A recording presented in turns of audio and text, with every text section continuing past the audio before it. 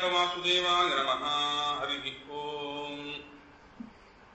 ವೃಂದಾವನೇ ಮದನಮರ್ದನರುದ್ರ ಹೃದ್ಯಂ ಸದ್ಭಿಪ್ರವಂದಿತಪದಂ ಮದನಾಭಿರಾಮಂ ವೃಂದಾರಕೇಂದ್ರಮರುದಂ ಸಸಮರ್ದಿತಾಂಗಂ ರಕ್ಷೋಭಿದಾರ್ಯವರದಂ ಪ್ರಣಮಾಮಿ ರಾಮಂ.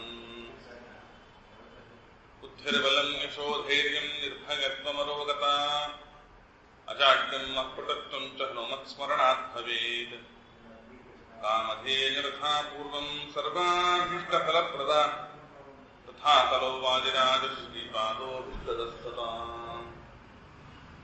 ಶ್ರೀಮತೋ ರಾಘವೇಂದ್ರಸ್ಯ ನಮಾಮಿ ಪದಪಂಕಜೇ ಕಾಮಿತಾಶೇಷ ಕಲ್ಯಾಣಕಲನಾ ಕಲ್ಪಪಾದಕೌ ಆಪಾದಮೂಲಿಪರ್ಯಂತಂ ಭೂಗುಣಾನಾಕೃತಿಂ ಸ್ಮರೇತ್ತೇನ ವಿಘ್ನಾಃ ಪ್ರಣಶ್ಯಂತಿ ಸಿದ್ಧಂತಿ ಚ ಮನೋರಥಾಃ. ಹರಿಕ್ಷೀರಾಂಬುಧೇ ಸ್ವೈರಂ ಭವಕರ್ಮರಿಪೋರ್ಮನಃ ವಿಹರಾಹರಶ್ಚಿತ್ರ ಚಾರಿತ್ರ ಚತುರೋರ್ಮಿಷೋ. ಶ್ರೀ ಗುರುಭ್ಯೋ ನಮಃ.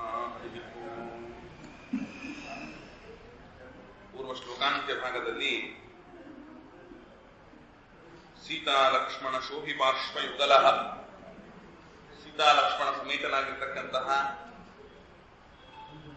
ರಾಮದೇವರ ಮುಂದೆ ಏಕಾಂತ ಹನುಮಂತ ದೇವರು ಜ್ಞಾನೋಪದೇಶವನ್ನ ರಾಮದೇವರ ಕಡೆಯಿಂದ ಪಡೆಯುವ ಅದ್ಭುತವಾದ ಚರಿತ್ರೆಯನ್ನು ನಾವು ನಿನ್ನೆ ದಿನ ಚಿಂತನೆ ಮಾಡಿ, ಪ್ರಕೃತ ವಾದಿರಾಜಗುರು ಸಾರ್ವಭೌಮರು ರಾಮೇಶ್ವರ ಕ್ಷೇತ್ರವನ್ನು ಕುರಿತು ಪ್ರಯಾಣವನ್ನು ಬೆಳೆಸಿದ್ದಾರೆ.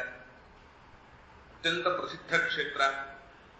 ಇವತ್ತಿಗೂ ಕಾಶಿ ಯಾತ್ರೆಯನ್ನು ಮಾಡಿದವರು ರಾಮೇಶ್ವರ ಯಾತ್ರೆಯನ್ನು ಮಾಡುತ್ತಾರೆ. ರಾಮೇಶ್ವರ ಯಾತ್ರೆಯನ್ನು ಮುಗಿಸಿ ಕಾಶಿ ಯಾತ್ರೆಯನ್ನು ಮಾಡುತ್ತಾರೆ. ಅಥವಾ ರಾಮೇಶ್ವರ ಮೊದಲು ಮಾಡಿ ಆಮೇಲೆ ಕಾಶಿ ಮಾಡಿ ಮತ್ತೆ ರಾಮೇಶ್ವರ, ಹೀಗೆ ಆ ಸಂಪುಟಾಕಾರದಲ್ಲಿ ಮಾಡುವ ಕ್ರಮ. ಗಂಗೆಯನ್ನ ರಾಮೇಶ್ವರ ಲಿಂಗಕ್ಕೆ ಅಭಿಷೇಕ ಮಾಡುವುದು, ಇಲ್ಲಿನ ಮರಳನ್ನು ತೆಗೆದುಕೊಂಡು ಹೋಗಿ ಗಂಗೆಯಲ್ಲಿ ಸಮರ್ಪಣೆ ಮಾಡುವುದು ಒಂದು ಕ್ರಮವನ್ನು ಅನುಸರಿಸಿಕೊಂಡು ಬಂದಿದ್ದಾರೆ. ಈ ರಾಮೇಶ್ವರ ಕ್ಷೇತ್ರ ಮುಂಚೆ ಇದನ್ನ ಗಂಧವಾದನ ಪರ್ವತ ಅಂತ ಕರೀತಾ ಇದ್ರಂತೆ. ಈಗದು ರಾಮೇಶ್ವರ ಅಂದ್ರೆ ಅನೇಕ ಪಾಂಡವರಾಗಿರಬಹುದು, ಬಲರಾಮ, ಅಗಸ್ತ್ಯರು ಇವರೆಲ್ಲ ಓಡಾಡಿದ ಜಾಗ. ವಿಜಯದಾಸರಂತೂ ಇದನ್ನ ರಾಮೇಶ್ವರ ಅಂತ ಯಾಕೆ ಕರೀತಾರೆ ಅಂದ್ರೆ ರಾಮದೇವರು ಓಡಾಡಿದ್ದಕ್ಕೆ ಇದು ರಾಮೇಶ್ವರ ಅಂತ ಅವರೊಂದು ನಿಷ್ಪತ್ತಿಯನ್ನು ಕೊಡ್ತಾರೆ. ಎರಡು ರೀತಿಯ ಕಥೆಗಳಿದೆ. ಒಂದು, ರಾಮದೇವರು ಸೇತುವೆ ನಿರ್ಮಾಣ ಮಾಡುವುದಕ್ಕೆ ಮುಂಚೆಯೇನೆ ಲಿಂಗವನ್ನು ಪ್ರತಿಷ್ಠೆ ಮಾಡಿದ್ದ ಅಂತ ಒಂದು ಕಡೆ ಇದೆ. ಇನ್ನೊಂದು ಕಥೆ ಹೇಳುವಂತೆ ರಾಮದೇವರು ರಾವಣನ ಸಂಹಾರ ಮಾಡಿದ ಮೇಲೆ ಆ ರಾವಣ ಬ್ರಾಹ್ಮಣ, ಬ್ರಹ್ಮಕುಲದಲ್ಲಿ ಬಂದವನು, ಬ್ರಹ್ಮದೇವರ ಮೊಮ್ಮಗ, ಪೌಲಸ್ತ್ಯ, ಪುಲಸ್ತ್ಯ ಋಷಿಗಳ ಮಗನ ಮಗ ಪೌಲಸ್ತ್ಯ. ಅಂತಹ ರಾವಣನನ್ನ ಸಂಹಾರ ಮಾಡಿದ್ದಕ್ಕೆ ಬ್ರಹ್ಮಹತ್ಯಾದೋಷ ಬಂತು ಅಂತ ಅಗಸ್ತ್ಯರು ರಾಮದೇವರಿಗೆ ಉಪದೇಶ ಮಾಡಿದ್ದಾರೆ. ರಾಮ, ನಿನಗೆ ಬ್ರಹ್ಮಹತ್ಯೆ ಬಂದಿದೆಯೋ, ರಾವಣನನ್ನು ಕೊಂದು ಬಿಟ್ಟಿಯಲ್ಲಪ್ಪ, ಅದನ್ನು ನೀವೇನ್ ಮಾಡಬೇಕು, ಈಗ ಪರಿಹಾರ ಏನ್ ಮಾಡ್ಲಿ ಸ್ವಾಮಿ ಅಂತ ರಾಮ. ಏನು ಮಾಡಬೇಡ, ಕೆಲಸ ಮಾಡು, ಶಿವನ ಲಿಂಗವನ್ನು ಪ್ರತಿಷ್ಠೆ ಮಾಡು. ಹೌದಾ ಹನುಮಂತ ಅಂದ. ಬಂದ, ಹೋಗು ಲಿಂಗವನ್ನು ತೆಗೆದುಕೊಂಡು ಬಾ. ಇವನು ತೆಗೆದುಕೊಂಡು ಬರೋದು ಸ್ವಲ್ಪ ತಡ ಮಾಡಿದಂತೆ ಹನುಮಂತ. ಮನೋಜವಂ ಮಾರುತ ತುಲ್ಯ ವೇಗಂ ಜಿತೇಂದ್ರಿಯಂ ಬುದ್ಧಿಮತಾಂ ವರಿಷ್ಠಂ ವಾತಾತ್ಮಜಂ ವಾನರಯೂಥ ಮುಖ್ಯಂ ಶ್ರೀರಾಮದೂತಂ ಶಿರಸಾ ನಮಾಮಿ ವಾತಾತ್ಮಜಂ ವಾನರಯೂಥ ಮುಖ್ಯಂ. ಕಪಿಗಳ ಸೈನ್ಯದಲ್ಲಿ ಪ್ರಮುಖನಾದವನು ವಾಯುದೇವರ ಮಗ, ಮನೋವೇಗದಲ್ಲಿ ಎಲ್ಲ ಕಡೆಗಳಲ್ಲಿ ಸಂಚಾರ ಮಾಡುವ ಸಾಮರ್ಥ್ಯ ಇರುವ ಹನುಮಂತ ತಡ ಮಾಡಿದನು. ಅದಕ್ಕೆ ರಾಮದೇವರನ್ನು ಏನ್ ತಡ ಮಾಡ್ತೀಯೋ ಅಂತ ಸೀತಾಮ್ಮನವರು ಮರಳಿನಲ್ಲಿಯೇ ಲಿಂಗವನ್ನು ತಯಾರು ಮಾಡಿ ಸ್ವಾಮಿ ಪ್ರತಿಷ್ಠೆ ಮಾಡುವಂತರ. ಸೀತಾಮ್ಮನವರು ಮರಳಿನಲ್ಲಿ ಲಿಂಗ ಮಾಡಿದ್ದನ್ನು ಹಾಗೆ ರಾಮದೇವರು ಪ್ರತಿಷ್ಠೆ ಮಾಡಿದರು. ಅದೇ ರಾಮೇಶ್ವರ ಲಿಂಗ. ಆಗ ರಾಮದೇವರಿಗೆ ಬಂದಿರುವ ಬ್ರಹ್ಮಹತ್ಯಾ ದೋಷ ಅಂತನ್ನುವುದು ಪರಿಹೃತವಾಯಿತು ಅಂತ ಈ ಪ್ರಕಾರ ಪುರಾಣಗಳಲ್ಲಿಯೂ ಕೂಡ ಏಷಮೋಹೋ ಸುಧಾಮ್ಯಾಶೋ ಭಗವಂತ ರುದ್ರದೇವರಿಗೆ ಹೇಳ್ತಾನೆ, ಹೇ ರುದ್ರ, ಮೋಹಕ ಕಥೆಗಳನ್ನು ನೀನೇ ಸೃಷ್ಟಿ ಮಾಡಪ್ಪ. ಸಮಗ್ರ ಭಾರತ ಭೂಮಿಯಲ್ಲಿ ಇರುವವರೆಲ್ಲರೂ ಕೂಡ ಸಾಧನ ಮಾರ್ಗದಲ್ಲಿ ಹೋಗಿ ನನ್ನನ್ನು ಪಡೆಯಬೇಕು ಅಂತಿಲ್ಲ. ವಸುಮತಿಯ ಮೇಲಿನ್ನೂ ಅಸುರ ಜನರೇ ಬಹಳ, ಅಸುರ ಜನರೇ ಬಹಳ. ಅವರ ಸಾಧನೆಯೂ ಆಗಬೇಕಲ್ಲ, ಅವರ ಸಾಧನೆ ಪರಿಪೂರ್ತಿ ಆಗಬೇಕು ಅಂತಾದರೆ ಈ ತರಹದ ಕಥೆಗಳನ್ನೆಲ್ಲ ಹೇಳ್ತಾ ಇರಬೇಕು. ನಿಜವಾಗಲೂ ಯಾರು ಭಾವವನ್ನು ತಿಳಿದಿದ್ದಾರೆ, ಯಾವ ವೇದವ್ಯಾಸದೇವರು ಈ ಕಥೆಯನ್ನು ಹೇಳಿದರೋ ಅದೇ ವೇದವ್ಯಾಸದೇವರು ಹೇಳ್ತಾರೆ, ಸ್ಕಾಂದ ಪುರಾಣದಲ್ಲಿ ಬರುವ ಭಾಗಗಳು ಕೆಲವು ಭಾಗಗಳೆಲ್ಲವೂ ಕೂಡ ತಾಮಸ ಭಾಗಗಳು ಅಂತ ಮಧ್ವಾಚಾರ್ಯರು ಹೇಳಿದ್ದಲ್ಲ, ವೇದವ್ಯಾಸದೇವರೇ ಹೇಳಿದ್ದಾರೆ. ಅದೇ ಹೇಳ್ತೀರಿ, ಮಾಧ್ವರಿಗೆ ಬೇಕಾದದ್ದನ್ನು ನಿಮಗೆ ನೀವು ಬರೆದುಕೊಂಡು ಯಾವುದು ಈ ತರಹದ ಕಥೆಗಳಿದೆಯೋ ಅದೆಲ್ಲವೂ ಮೋಹಕ ಅಂತ ಒಂದು ಹೆಸರಿಟ್ಟು ಬಿಡ್ತೀರಿ, ಯಾವುದು ಭಗವಂತನ ಸರ್ವೋತ್ತಮತ್ವಕ್ಕೆ ಪೂರಕವಾಗಿದೆಯೋ ನೋಡಿ ಇಲ್ಲೇ ಪ್ರಮಾಣಗಳಿದೆ ತಾ ಪ್ರಮಾಣಗಳನ್ನು ತೋರಿಸ್ತೀರಿ. ಹೇಗೆ ಇದು ಯುಕ್ತಿಯುಕ್ತವಾಗಿ ಚಿಂತನೆ ಮಾಡುವುದು ಹೇಗೆ? ಅದಕ್ಕೆ ವಾದಿರಾಜರು ಚಂದದ ಉದಾಹರಣೆಗಳನ್ನ, ಆ ರಾಮೇಶ್ವರ ಅಂತನ್ನುವುದಕ್ಕೆ ನಿಷ್ಪತ್ತಿ ಏನು? ರಾಮಸ್ಯ ಈಶ್ವರ, ರಾಮನ ಒಡೆಯ ಅಂತ ಅರ್ಥ ಮಾಡಬೇಕೋ ಅಥವಾ ಬೇರೆ ಏನಾದರೂ ಅರ್ಥ ಇದೆಯೋ ಅದಕ್ಕೆ ಅಂತ ನಮಗೇನಾದರೂ ಪ್ರಶ್ನೆಗಳು ಬಂದ್ರೆ ಯುಕ್ತಿಗಳನ್ನು ಕೊಡ್ತಾರೆ ವಾದಿರಾಜರು, ಅದ್ಭುತ ಯುಕ್ತಿಗಳು ಅಂತಾರೆ. ಮುಂದೆ ರಾಮೇಶ್ವರನನ್ನು ವರ್ಣನೆ ಮಾಡುವಾಗ ಬಹಳ ಸುಂದರವಾಗಿ ವರ್ಣನೆ ಮಾಡ್ತಾರೆ. ಅದನ್ನು ಒಂದೊಂದನೇ ನಾವು ವಾದಿರಾಜನ ಆ ತೀರ್ಥ ಪ್ರಬಂಧದ ಶ್ಲೋಕಗಳ ಜೊತೆಗೆ ವಿಜಯಪ್ರಭುಗಳು ಹೇಳಿದ ವಾದಿರಾಜರೇನೆ ಹರಿಸರ್ವೋತ್ತಮ ಸಾರ ಅಂತ ಒಂದು ಗ್ರಂಥ, ಅದರಲ್ಲೇ ವಾದಿರಾಜರು ಹೇಳಿದ ಕೆಲವು ಯುಕ್ತಿಗಳನ್ನು ಕೂಡ ನೋಡ್ತಾ ವಿಜಯಪ್ರಭುಗಳು ರಚನೆ ಮಾಡಿದ ಸುಳಾದಿಯ ಭಾಗವನ್ನು ಕೂಡ ಚಿಂತನೆ ಮಾಡುತ್ತಾ ನಾವು ಮುಂದುವರಿತಕ್ಕವರಾಗೋಣ. ಅತ್ಯಕಥಾ ಪ್ರಾರಂಭ. ಶ್ರೀ ಗುರುಭ್ಯೋ ನಮಃ. ಕಾಮದ್ವಿಷಂ ಕಾಮಿತದಾನ ದಕ್ಷಂ, ಯಾರವನೋ ಶಿವ.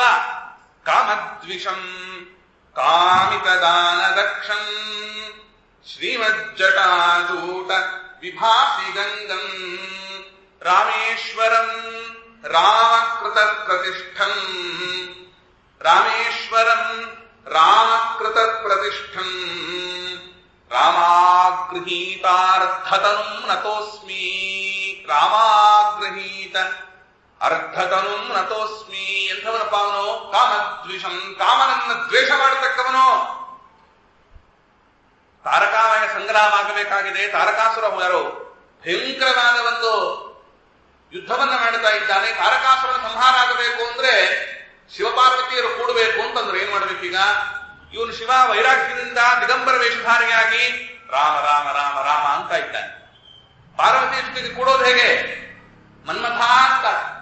ಬೃಹಸ್ಪತಿಗಳು ಮನ್ಮಥನ ಹತ್ರ ಹೋಗಿ ಮಾತನಾಡ್ತಾರೆ, ನಾನು ದೇವಗುರುಪ ಬಂದಿದ್ದೇನೆ, ನಿನ್ನ ಅರ್ಥಸ್ತಕ್ಕವನಾಗಿದ್ದೇನೋ, ಹೇ ಮನ್ಮಥ ಹೋಗು, ನಿನ್ನ ಬಾಣವನ್ನ ಅವನ ಮೇಲೆ ಎಸಿ, ಕಾಮಬಾಣವನ್ನ ಹಾಕು. ಯಾರಿಗೆ? ರುದ್ರದೇವರ ಮೇಲೆ ಹೋಗ್ತಾನೆ ಪಾಪ. ಕಾಮಬಾಣವನ್ನ ಹಾಕಿದಾಗ ರುದ್ರದೇವರು ನೋಡ್ತಾರೆ, ಮೂರನೇ ಕಣ್ಣಿನಿಂದ ಅವನು ಸುಟ್ಟು ಹೋದ. ಆಗ ಮತ್ತೆ ರತಿ ವಿಲಾಪ ಮಾಡುತ್ತಾಳೆ, ನನ್ನ ಗಂಡನನ್ನ ಕಳೆದುಕೊಂಡನಲ್ಲ ನಾನು ಅಂತ. ಆಗ ರುದ್ರದೇವರು ಹೇಳ್ತಾರೆ, ವಿಚಾರ ಮಾಡಬೇಡ, ನಿನ್ನ ಗಂಡನನ್ನು ಯಾವಾಗ ನೀನು ಮನಸ್ಸಿನಲ್ಲಿ ಸ್ಮರಣೆ ಮಾಡುತ್ತೀಯೋ ಅವನು ಮತ್ತೆ ಆವಾಗ ಹುಟ್ಟುತ್ತಾನೆ. ಅನಂಗ ಅಂತ ಕರೆಸಿಕೊಳ್ತಾನೆ. ಮನಸ್ಸಿಜ, ಮನಸ್ಸಿಜ ಅಂದ್ರೆ ಏನು? ನಿನ್ನ ಮನಸ್ಸಿನಲ್ಲಿ ಸ್ಮರಣೆ ಮಾಡಿದಾಗ ಅವನು ಹುಟ್ಟುತ್ತಾನೆ. ಹೌದಾ ಅಂತ ರತಿದೇವಿ ಕಣ್ಮುಚ್ಚಿ ಸ್ಮರಣೆ ಮಾಡಿದಾಗ ನಿಜವಾಗಲೂ ಮನ್ಮಥ ಹುಟ್ಟೇ ಬಿಟ್ಟ. ಆಶ್ಚರ್ಯ ಆಯ್ತು ಅವಳಿಗೆ. ಅದಕ್ಕೆ ಮನಸ್ಸಿಜ ಅಂತವನನ್ನ ಕರೆದರು. ಅಂತಹ ಕಾಮದ್ವೇಷಂ, ಕಾಮನನ್ನ ದ್ವೇಷ ಮಾಡಿದ. ಯಾವ ಕಾರಣಕ್ಕೋಸ್ಕರ? ತನ್ನ ಜಪಕ್ಕೆ ಭಂಗ ಬರುತ್ತೆ ಅನ್ನೋ ಕಾರಣಕ್ಕೋಸ್ಕರ ಮನ್ಮಥನನ್ನು ಕೂಡ ಸುಟ್ಟು ಬೂದಿ ಮಾಡಿ ಮುಂದೆ ಅದೇ ಮನ್ಮಥನನ್ನೇ ಮಗನಾಗಿ ಪಡೆದ. ಅವನೇ ಸ್ಕಂದ ಕುಮಾರಸ್ವಾಮಿಯಾಗಿ ಬಂದು ತಾರಕಾಸುರನನ್ನು ಸಂಹಾರ ಮಾಡಿದ. ಆದ್ದರಿಂದ ಏನಾಯ್ತು ಈಗ? ಕಾಮದ್ವೇಷಂ, ಕಾಮನನ್ನ ದ್ವೇಷ ಮಾಡುವವ. ಕಾಮಿತ ದಾನ ದಕ್ಷಂ, ಬೇಡಿದ್ದನ್ನು ಕೊಡುವುದರಲ್ಲಿ ದಕ್ಷರೇ ಅವನು, ಸಮರ್ಥ. ರುದ್ರದೇವರು, ರುದ್ರದೇವರಲ್ಲಿ ದೇಹಿ ಅಂತ ನೀವು ಪ್ರಾರ್ಥನೆ ಮಾಡಿದರೆ, ಶಿವನಲ್ಲಿ ನೀವು ದೇಹಿ ಅಂತ ಪ್ರಾರ್ಥನೆ ಮಾಡಿದರೆ ಇಲ್ಲ ಅಂತ ಹೇಳೋದೇ ಇಲ್ಲ, ಅಷ್ಟು ಕೃಪಾಳು. ಆದ್ದರಿಂದ ಕಾಮಿತ ದಾನ ದಕ್ಷಂ, ಕೊಡುವುದರಲ್ಲಿ ದಕ್ಷನಾದವನು, ಸಮರ್ಥನಾದವನು. ಶ್ರೀಮಜ್ಜಟಾಚೂಟ ವಿಭಾಸಿ ಗಂಗಂ, ಜಟಾಚೂಟದಲ್ಲಿ ಗಂಗೆಯನ್ನ ಶೋಭಾಯಮಾನವಾಗಿ ಆ ಗಂಗೆ ಎದ್ದಕ್ಕವಳಾಗಿದ್ದಾಳೆ. ಹಾಗಾದರೆ ಈ ರಾಮೇಶ್ವರನನ್ನು ಏನು ಅಂತ ಕರೆಯಬಹುದಪ್ಪ? ರಾಮೇಶ್ವರಂ ರಾಮಕೃತ ಪ್ರತಿಷ್ಠಂ. ರಾಮೇಶ್ವರ ಅಂತ ತ್ಯಾಗಿಸರು, ರಾಮನು ಪ್ರತಿಷ್ಠೆ ಮಾಡಿದ ಈಶ್ವರನಾದ್ದರಿಂದ ರಾಮೇಶ್ವರ. ರಾಮಸ್ಯ ಈಶ್ವರ ಅಲ್ಲ, ರಾಮನಿಗೆ ಒಡೆಯ ಅಂತಲ್ಲ. ರಾಮನು ಪ್ರತಿಷ್ಠೆ ಮಾಡಿದ ಈಶ್ವರನು ಯಾರೋ ಅವನು ರಾಮೇಶ್ವರ. ಆಯ್ತಾ? ರಾಮೇಶ್ವರಂ ರಾಮಕೃತ ಪ್ರತಿಷ್ಠಂ. ಇನ್ನ ಒಂದು ಅರ್ಥ ಹೇಳ್ತೇನೆ ಎಂದ್ರು ವಾದಿರಾಜರು. ರಾಮಾಗೃಹೀತಾರ್ಥತನು ನತೋಸ್ಮಿ. ಸಂಸ್ಕೃತದಲ್ಲಿ ರಾಮ ಅಂದ್ರೆ ಸ್ತ್ರೀಲಿಂಗ, ಸುಂದರಿ ಅಂತ ಅರ್ಥ. ರಾಮ ಸುಂದರಿ, ಸುಂದರಿಯಾದ ಪಾರ್ವತಿಗೆ ಈಶ್ವರ ರಾಮೇಶ್ವರ. ಆದ್ದರಿಂದ ರಾಮನಿಗೆ ಈಶ್ವರ ಅಂತಲೇ ಯಾಕೆ ಮಾಡ್ಬೇಕ್ರಿ? ಅದಕ್ಕೆ ವಾದಿರಾಜ ಗುರುಗಳು ಒಂದು ಹರಿಸರ್ವೋತ್ತಮ ಸಾರದಲ್ಲಿ ಬಹಳ ಚಂದದ ಯುಕ್ತಿಗಳನ್ನು ಹೇಳ್ತಾರೆ. ಕಾಲು ತೊಳೆದವನೊಬ್ಬ. ಯಾರು ಕಾಲು ತೊಳೆದವರು? ಬ್ರಹ್ಮ. ಕಾಲು ತೊಳೆದವನೊಬ್ಬ, ತೊಳಸಿಕೊಂಡವನೊಬ್ಬ ತ್ರಿವಿಕ್ರಮ. ಮೌಳಿ ಮೇಲ ಆ ಜಲವ ಸತತ ಧರಿಸಿದನೊಬ್ಬ ಶಿವ. ಶ್ರೀಮಜ್ಜಟಾಚೂಟಿ ವಿಭಾಸಿ ಗಂಗಂ. ಹೌದಾ? ಹಾಗಾದ್ರೆ ಯಾರು ಕಾಲು ತೊಳಸ್ಕೊಂಡವರು ದೊಡ್ಡವರು? ಲೋಕದಲ್ಲಿ ಜಗತ್ತಿನಲ್ಲಿ ಕಾಲು ತೊಳೆಯುವವನು ದೊಡ್ಡವನು, ಕಾಲು ತೊಳಸಿಕೊಂಡವನು ದೊಡ್ಡವನು, ಆ ನೀರನ್ನು ತಲೆಯ ಮೇಲೆ ಯಾವಾಗಲೂ ಇಟ್ಟುಕೊಂಡ್ರವನು ದೊಡ್ಡವನು. ಮಿಯರ್ ಕಾಮನ್ ಸೆನ್ಸ್ ಅಂತಾರೆ ವಾದಿರಾಜರು.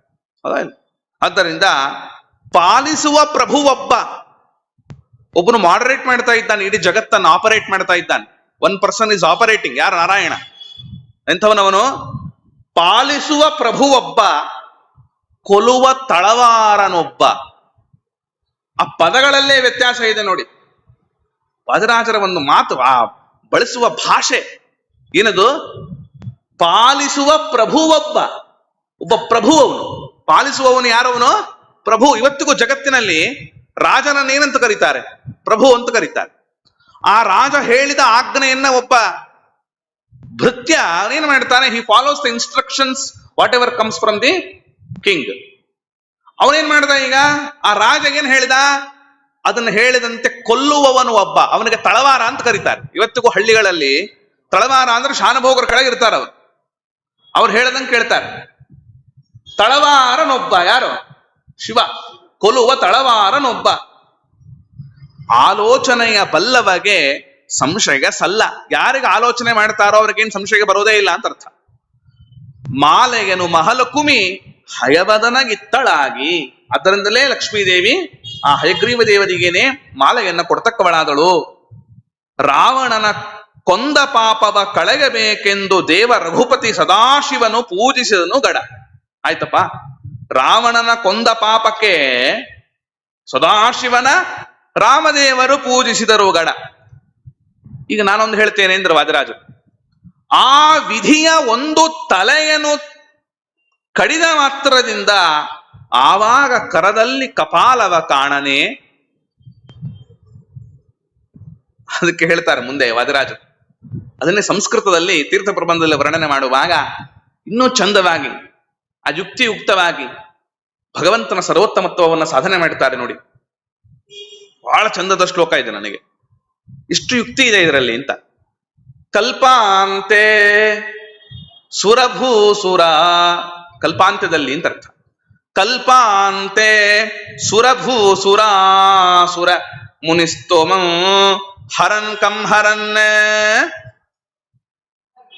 ಪೃಥ್ವ್ಯಾಂ ಪಾತಕ ಕೋಟಿ ಪಾಟನ ಪಟು ರಾಮ ಸಮಾರಾಧಯತ್ ಯತ್ಪಾದಾಬ್ಜರಜೋ ಹರನ್ ಮುನಿವಧೋ ಪಾವಂ ಶ್ರುತಾ ಯತ್ ಕಥಾ ಮುಕ್ತಿಂ ದೋಗ್ಧಿ ಪರೇಶಿತು ಪರಮಿಯಂ ಲೀಲಾ ಖಲಧ್ವಂಸಿನಃ.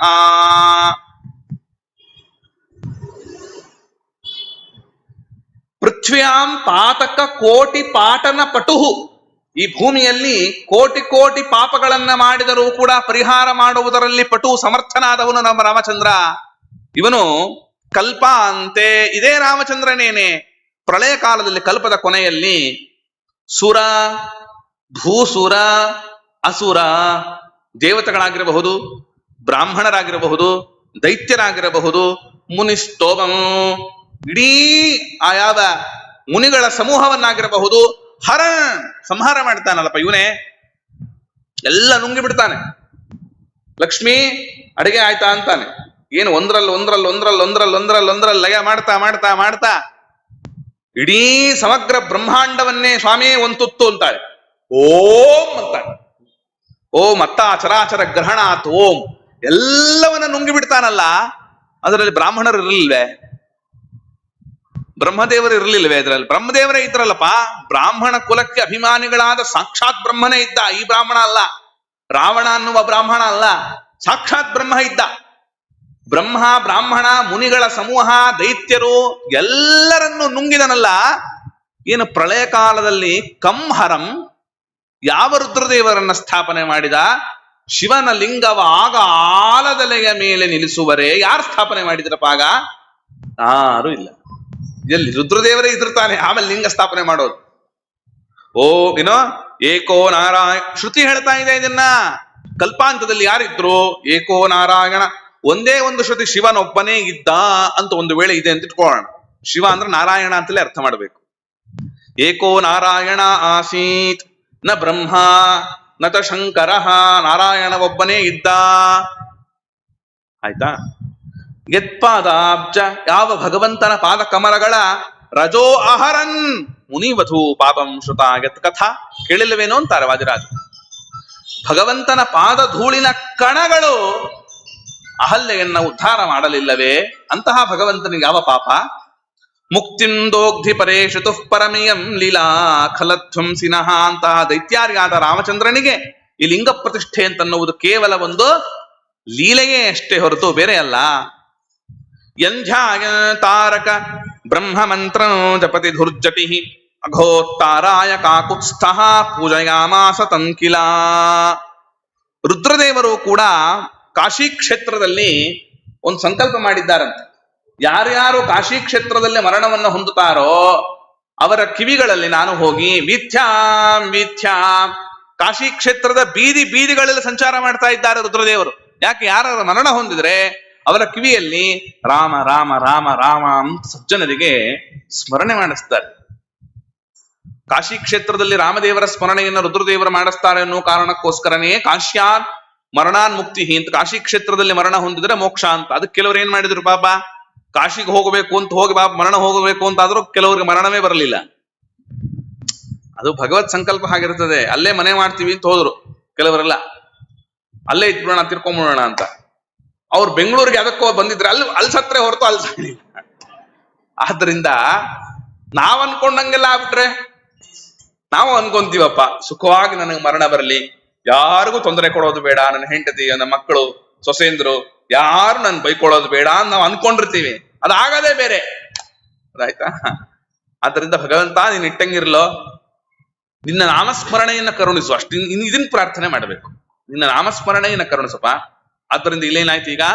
ಎಂಧ್ಯಾಗನ್, ಯಾರಿವತ್ತು ಭಗವಂತನ ರಾಮದೇವರ ತಾರಕ ಮಂತ್ರವನ್ನ ಸ್ಮರಣೆ ಮಾಡಿಕೊಂಡಿದ್ದಾರೋ ರುದ್ರದೇವರು, ಅಂಥ ರುದ್ರದೇವರನ್ನ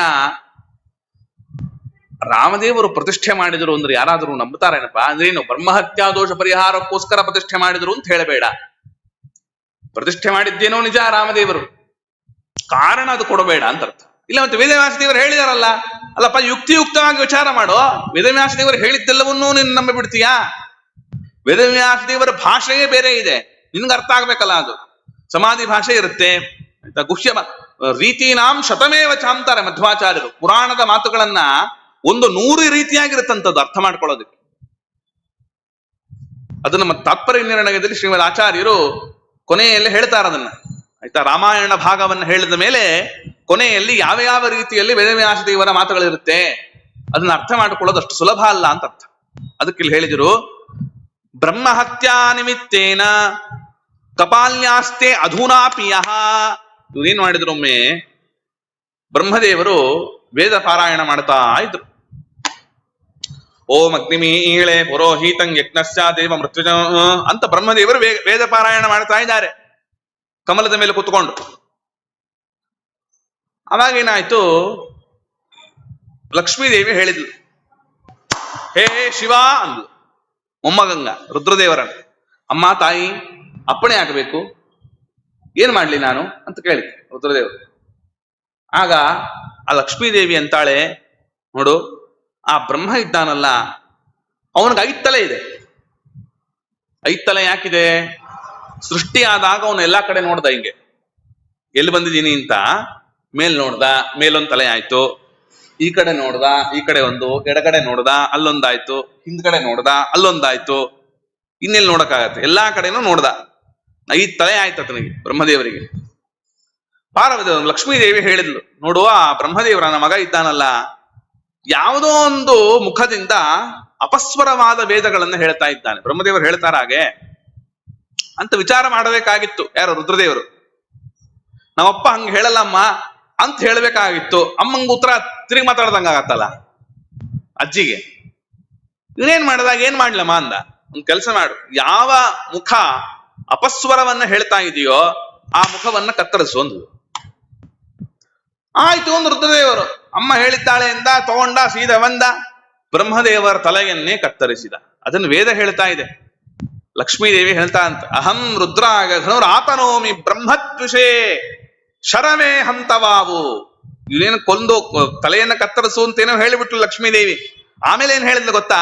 ಅಹಂ ನಾನು ರುದ್ರಾಯ ಧನುರಾತನೋಮಿ, ಶಿವನ ಮೇಲೆ ಧನಸ್ಸನ್ನ ಪ್ರಯೋಗ ಮಾಡುತ್ತೇನೆ. ಹೇ ಶಿವ, ಬ್ರಹ್ಮದ್ವಿಷೇ, ನೀನು ಬ್ರಹ್ಮನ ದ್ವೇಷಿ, ನೀನು ಶರವೇ ಹಂತವಾವು, ನಿನ್ನ ಕೊಲ್ಲಬೇಕು ನಾನು. ಯಾಕೆ? ನನ್ನ ಮಗನನ್ನು ನೀನು ಕೊಂದಿದ್ದೀಯ. ತಗೋ ಬಾಣವನ್ನು ಬಿಡುತ್ತೇನೆ. ಶರವೇ ಹಂತವ, ಅಮೃಣಿ ಸೂಕ್ತ. ಶರವೇ ಹಂತವಾವು, ಬಾಣವನ್ನ ಬಿಟ್ಟೇ ಬಿಟ್ಲು, ರುದ್ರದೇವರನ್ನ ಸಂಹಾರ ಮಾಡೇ ಬಿಟ್ಲು ಲಕ್ಷ್ಮೀದೇವಿ ಅಂತ ಅಂಬರಣಿ ಸೂಕ್ತ ಹೇಳ್ತಾ ಇತ್ತು. ಅದಕ್ಕೆ ವಾದಿರಾಜರಂದ್ರು, ರುದ್ರದೇವರನ್ನು ಸಂಹಾರ ಮಾಡೋದು ಅಂದ್ರೆ ಅರ್ಥ ಏನು? ಶೇಷ ಪದವಿಯನ್ನ ಕೊಟ್ಲು ಅಂತ ಅರ್ಥ. ಆಯ್ತಾ? ಅಹಂ ರುದ್ರಾಗ ಧನುರಾತನೋಮಿ ಬ್ರಹ್ಮದ್ವಿಷೆ. ಯಾವಾಗ ಈ ರುದ್ರದೇವರು ಬ್ರಹ್ಮದೇವರ ತಲೆಯನ್ನ ಕತ್ತರಿಸಿದ್ರೋ ಅಂಟ್ಕೊಂಡ್ಬಿಡ್ತದು. ಹಿಂಗಂತಾರೆ, ಬರ್ತಾ ಇಲ್ಲ. ಬ್ರಹ್ಮದೇವರ ಕಪಾಲ ಅಂಟ್ಕೊಂಡ್ಬಿಟ್ಟಿದೆ. ಅದೇ ಮತ್ತೆ ಬ್ರಹ್ಮ ಕಪಾಲ ಅಂತೀವಲ್ಲ ಎಲ್ಲಿ? ಬದರಿ ಕ್ಷೇತ್ರದಲ್ಲಿ ಅಂಟ್ಕೊಂಡ್ಬಿಟ್ಟಿದೆ. ಏನು ಝಾಡ್ಸೋದ್ರಿಲ್ಲ, ಒದರೋದ್ರಿಲ್ಲ, ಓಡ್ತಾರೆ ಓಡ್ತಾರೆ ಓಡ್ತಾರೆ ಓಡ್ತಾರೆ. ಅಯ್ಯೋ, ಅದಕ್ಕೆ ಹೇಳ್ತಾರೆ, ಬ್ರಹ್ಮಹತ್ಯಾ ನಿಮಿತ್ತೇನ ಕಪಾಲ್ಯಾಸ್ತೆ ಅಧುನಾಪಿಯ. ಯಾರೋ ಒಬ್ಬನು ಕೆಸರಲ್ಲಿ ಬಿಟ್ಬಿಟ್ಟಿದ್ದಾನೆ ಪಾಪ, ಇನ್ನೊಬ್ಬನು ಕೆಸರಲ್ಲಿ ಬಿದ್ದಿದ್ದಾನೆ. ಸ್ವಲ್ಪ ನನ್ ಮೇಲೆತ್ತೋ ಅಂತಾನೆ ಯಾರಾದ್ರು. ಅಲ್ಲೋ, ನಾನೇ ಬಿದ್ದಿದ್ದೀನಪ್ಪ, ನಿನ್ನೇನ್ ಮೇಲೆತ್ತಲೋ? ಕೆಸರಲ್ಲಿ ಮುಳುಗಿದವನು, ಲಕ್ಷ್ಮೀ ಶೋಭಾನೆಯಲ್ಲಿ ಹೇಳ್ತಾರ ಅದನ್ನ, ಇನ್ನೊಬ್ಬನ ಕೆಸರಲ್ಲಿ ಮುಳುಗಿದವನನ್ನ ಎತ್ತಕ್ಕಾಗತ್ತಾ? ಮೇಲಿರೋನು ಎತ್ತಬಹುದು. ಕೆಸರ ಮೇಲಿರೋನು, ದಡದಲ್ಲಿರೋನು, ಬಾಪ ನೀನ್ ಬಾ, ಎತ್ತಬಿಟ್ಟು ನೀನ್ ತೊಳೆದು ಸ್ನಾನ ಮಾಡಿಸಿ ಶುದ್ಧಿ ಮಾಡ್ತೀನಿ ಅಂತ ಹೇಳಬಹುದು. ರುದ್ರದೇವರೇ ಬ್ರಹ್ಮ ಹತ್ಯಾ ದೋಷದಿಂದ ಕೈಗೆ ಅಂಟುಕೊಂಡು ಬಾಬಾ ಒದ್ದಾಡ್ತಾ ಇದ್ದಾರೆ. ಅಂತಹ ಶಿವನನ್ನ ಈ ಬ್ರಹ್ಮ ಹತ್ಯಾ ದೋಷ ಮಾಡಿದ ರಾಮದೇವರು ಲಿಂಗ ಪ್ರತಿಷ್ಠೆ ಮಾಡಿದರು ಅಂದ್ರೆ ಏನ್ ಹಾಸ್ಯಪ ಇದು ಅಂತಾರೆ ವಾದಿರಾಜ್.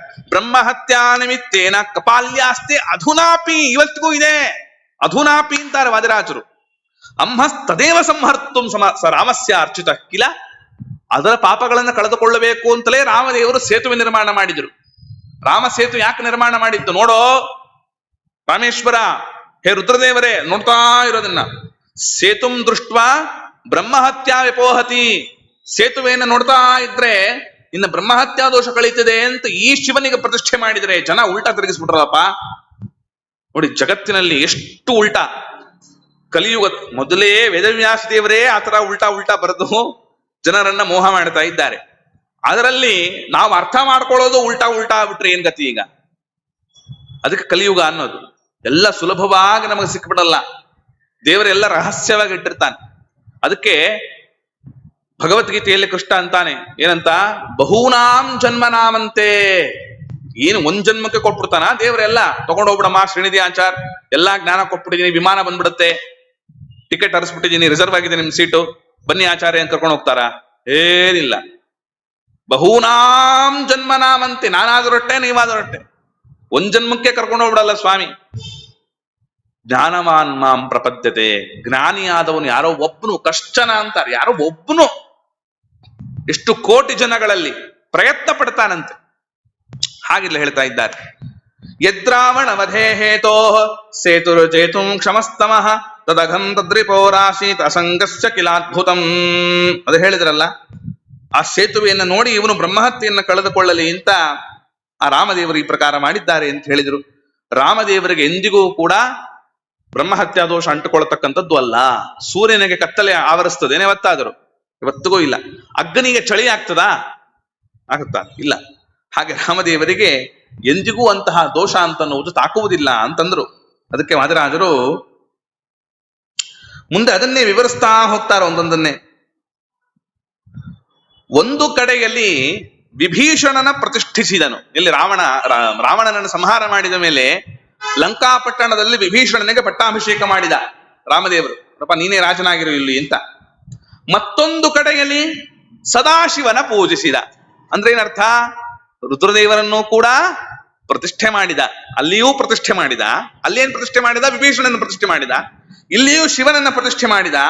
ಇಂತೆಂದು ಪುರಾಣಗಳು ಕೂಗುತ್ತಿವೆ ತ್ರಾಸಿನಲ್ಲಿ. ಪುರಾಣಗಳು ಹೀಗೆ ಹೇಳ್ತಾ ಇದೆಯಪ್ಪ, ತ್ರಾಸಿನಲ್ಲಿ ಹೊಂದಿಸಿ, ಪ್ಲೀಸ್ ಮ್ಯಾಚ್ ಅಂತಾರೆ ವಾದಿರಾಜರು. ಹೊಂದಿಸಿ ಸಮವಾಗಿ ತೂಗಿ ತೋರುವಂದದಲ್ಲಿ ಸಂದೇಹ ಸಲ್ಲ. ಹಯವದನ ರಘುಪತಿಗೆ ಇಬ್ಬರೂ, ಏನಿವರಿಬ್ರು ಆಯ್ತಾ, ಭಕುತರೆಂಬುದು ಸುಪ್ರಸಿದ್ಧ. ವಿಭೀಷಣನೂ ಭಕ್ತನೇ, ರುದ್ರದೇವರೂ ಭಕ್ತ ಅಂತನ್ನುವುದು ಸುಪ್ರಸಿದ್ಧವಾದದ್ದು ಅಂತ ವಾದಿರಾಜರು ಸ್ಪಷ್ಟ ಮಾತುಗಳನ್ನು ಹೇಳ್ತಾ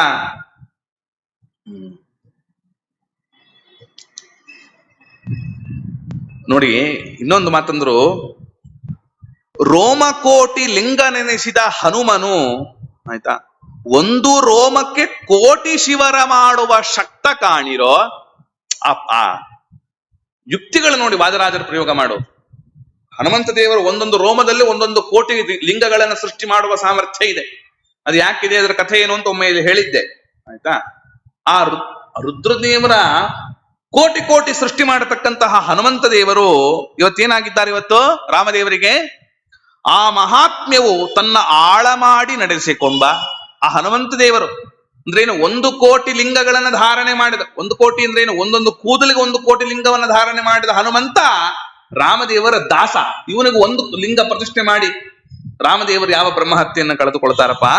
ಆದ್ದರಿಂದ ಈ ಮಾತುಗಳು ಎಂದಿಗೂ ಅದು ಸಲ್ಲುವುದಿಲ್ಲ ಅಂತ ಹೇಳಿದರು. ಹಯವದನನೊಬ್ಬನೇ ಸರ್ವೋತ್ತಮ ಅಂತ ವಾದಿರಾಜರು ಅದನ್ನ ಯುಕ್ತಿಯುಕ್ತವಾಗಿ ಸಮರ್ಥನೆ ಮಾಡುತ್ತಾ ಇದ್ದಾರೆ. ಇದನ್ನೇನೆ ನಮ್ಮ ವಿಜಯಪ್ರಭುಗಳು ಕೂಡ ಒಂದು ರಾಮೇಶ್ವರ ಸುಳಾದಿ ಅಂತ ಪ್ರತ್ಯೇಕ ರಚನೆ ಮಾಡಿದ್ದಾರೆ. ರಾಮೇಶ್ವರ ಕ್ಷೇತ್ರದ ಸುಳಾದಿಯನ್ನು ಹೇಳುವಾಗ ಇಲ್ಲಿ ಅಗಸ್ತ್ಯ ಋಷಿಗಳು ಬಂದಿದ್ರು ಅಂತ ಹೇಳ್ತಾರೆ. ಇಲ್ಲಿ ಅನೇಕ ಬಾವಿಗಳಿದೆ. ಎಷ್ಟು ಬಾವಿಗಳಿದೆ ಅಂದ್ರೆ 22 ಬಾವಿ ಇದೆ. ಅಲ್ಲಿ ಸೇತು ಮಾಧವ ದೇವರ ದೇವಸ್ಥಾನ ಇದೆ. ನೀವು ಬಾವಿ ಸ್ನಾನ ಮಾಡಿದ್ರೆ ಸ್ವಲ್ಪ ಅನುಭವಕ್ಕೆ ಬರ್ತದೆ. ಅಲ್ಲಿ ಬಾವಿ ಸ್ನಾನ ಮಾಡಿಕೊಂಡು ಬರಬೇಕಾದ್ರೆ ಸೇತು ಮಾಧವನ ಗುಡಿ ಅಂತ ತೋರಿಸ್ತಾರೆ. ನೋಡಿದ್ದ ನೆನಪಿದೆಯಾ ಸೇತು ಮಾಧವ ಅಂತ? ಹೇಗೆ ಕಾಶಿಯಲ್ಲಿ ಬಿಂದು ಮಾಧವನೋ ರಾಮೇಶ್ವರದಲ್ಲಿ ಸೇತು ಮಾಧವ, ಅವನೇ ಕ್ಷೇತ್ರಾಧಿಪತಿ ವಾಸ್ತವಿಕವಾಗಿ. ಆಯ್ತಾ?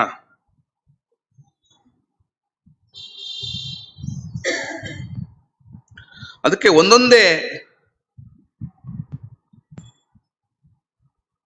ಅಲ್ಲಿಯ ಬಾವಿಗಳ ಹೆಸರನ್ನು ನೋಡುವುದಾದರೆ ಸುಮ್ಮನೆ ಹೆಸರು ಓದಿ ಬಿಡ್ತೀನಿ ಅಷ್ಟೇ. ಮಹಾಲಕ್ಷ್ಮಿ ಬೋರ್ಡ್ ಹಾಕಿರ್ತಾರೆ ಅಲ್ಲಿ.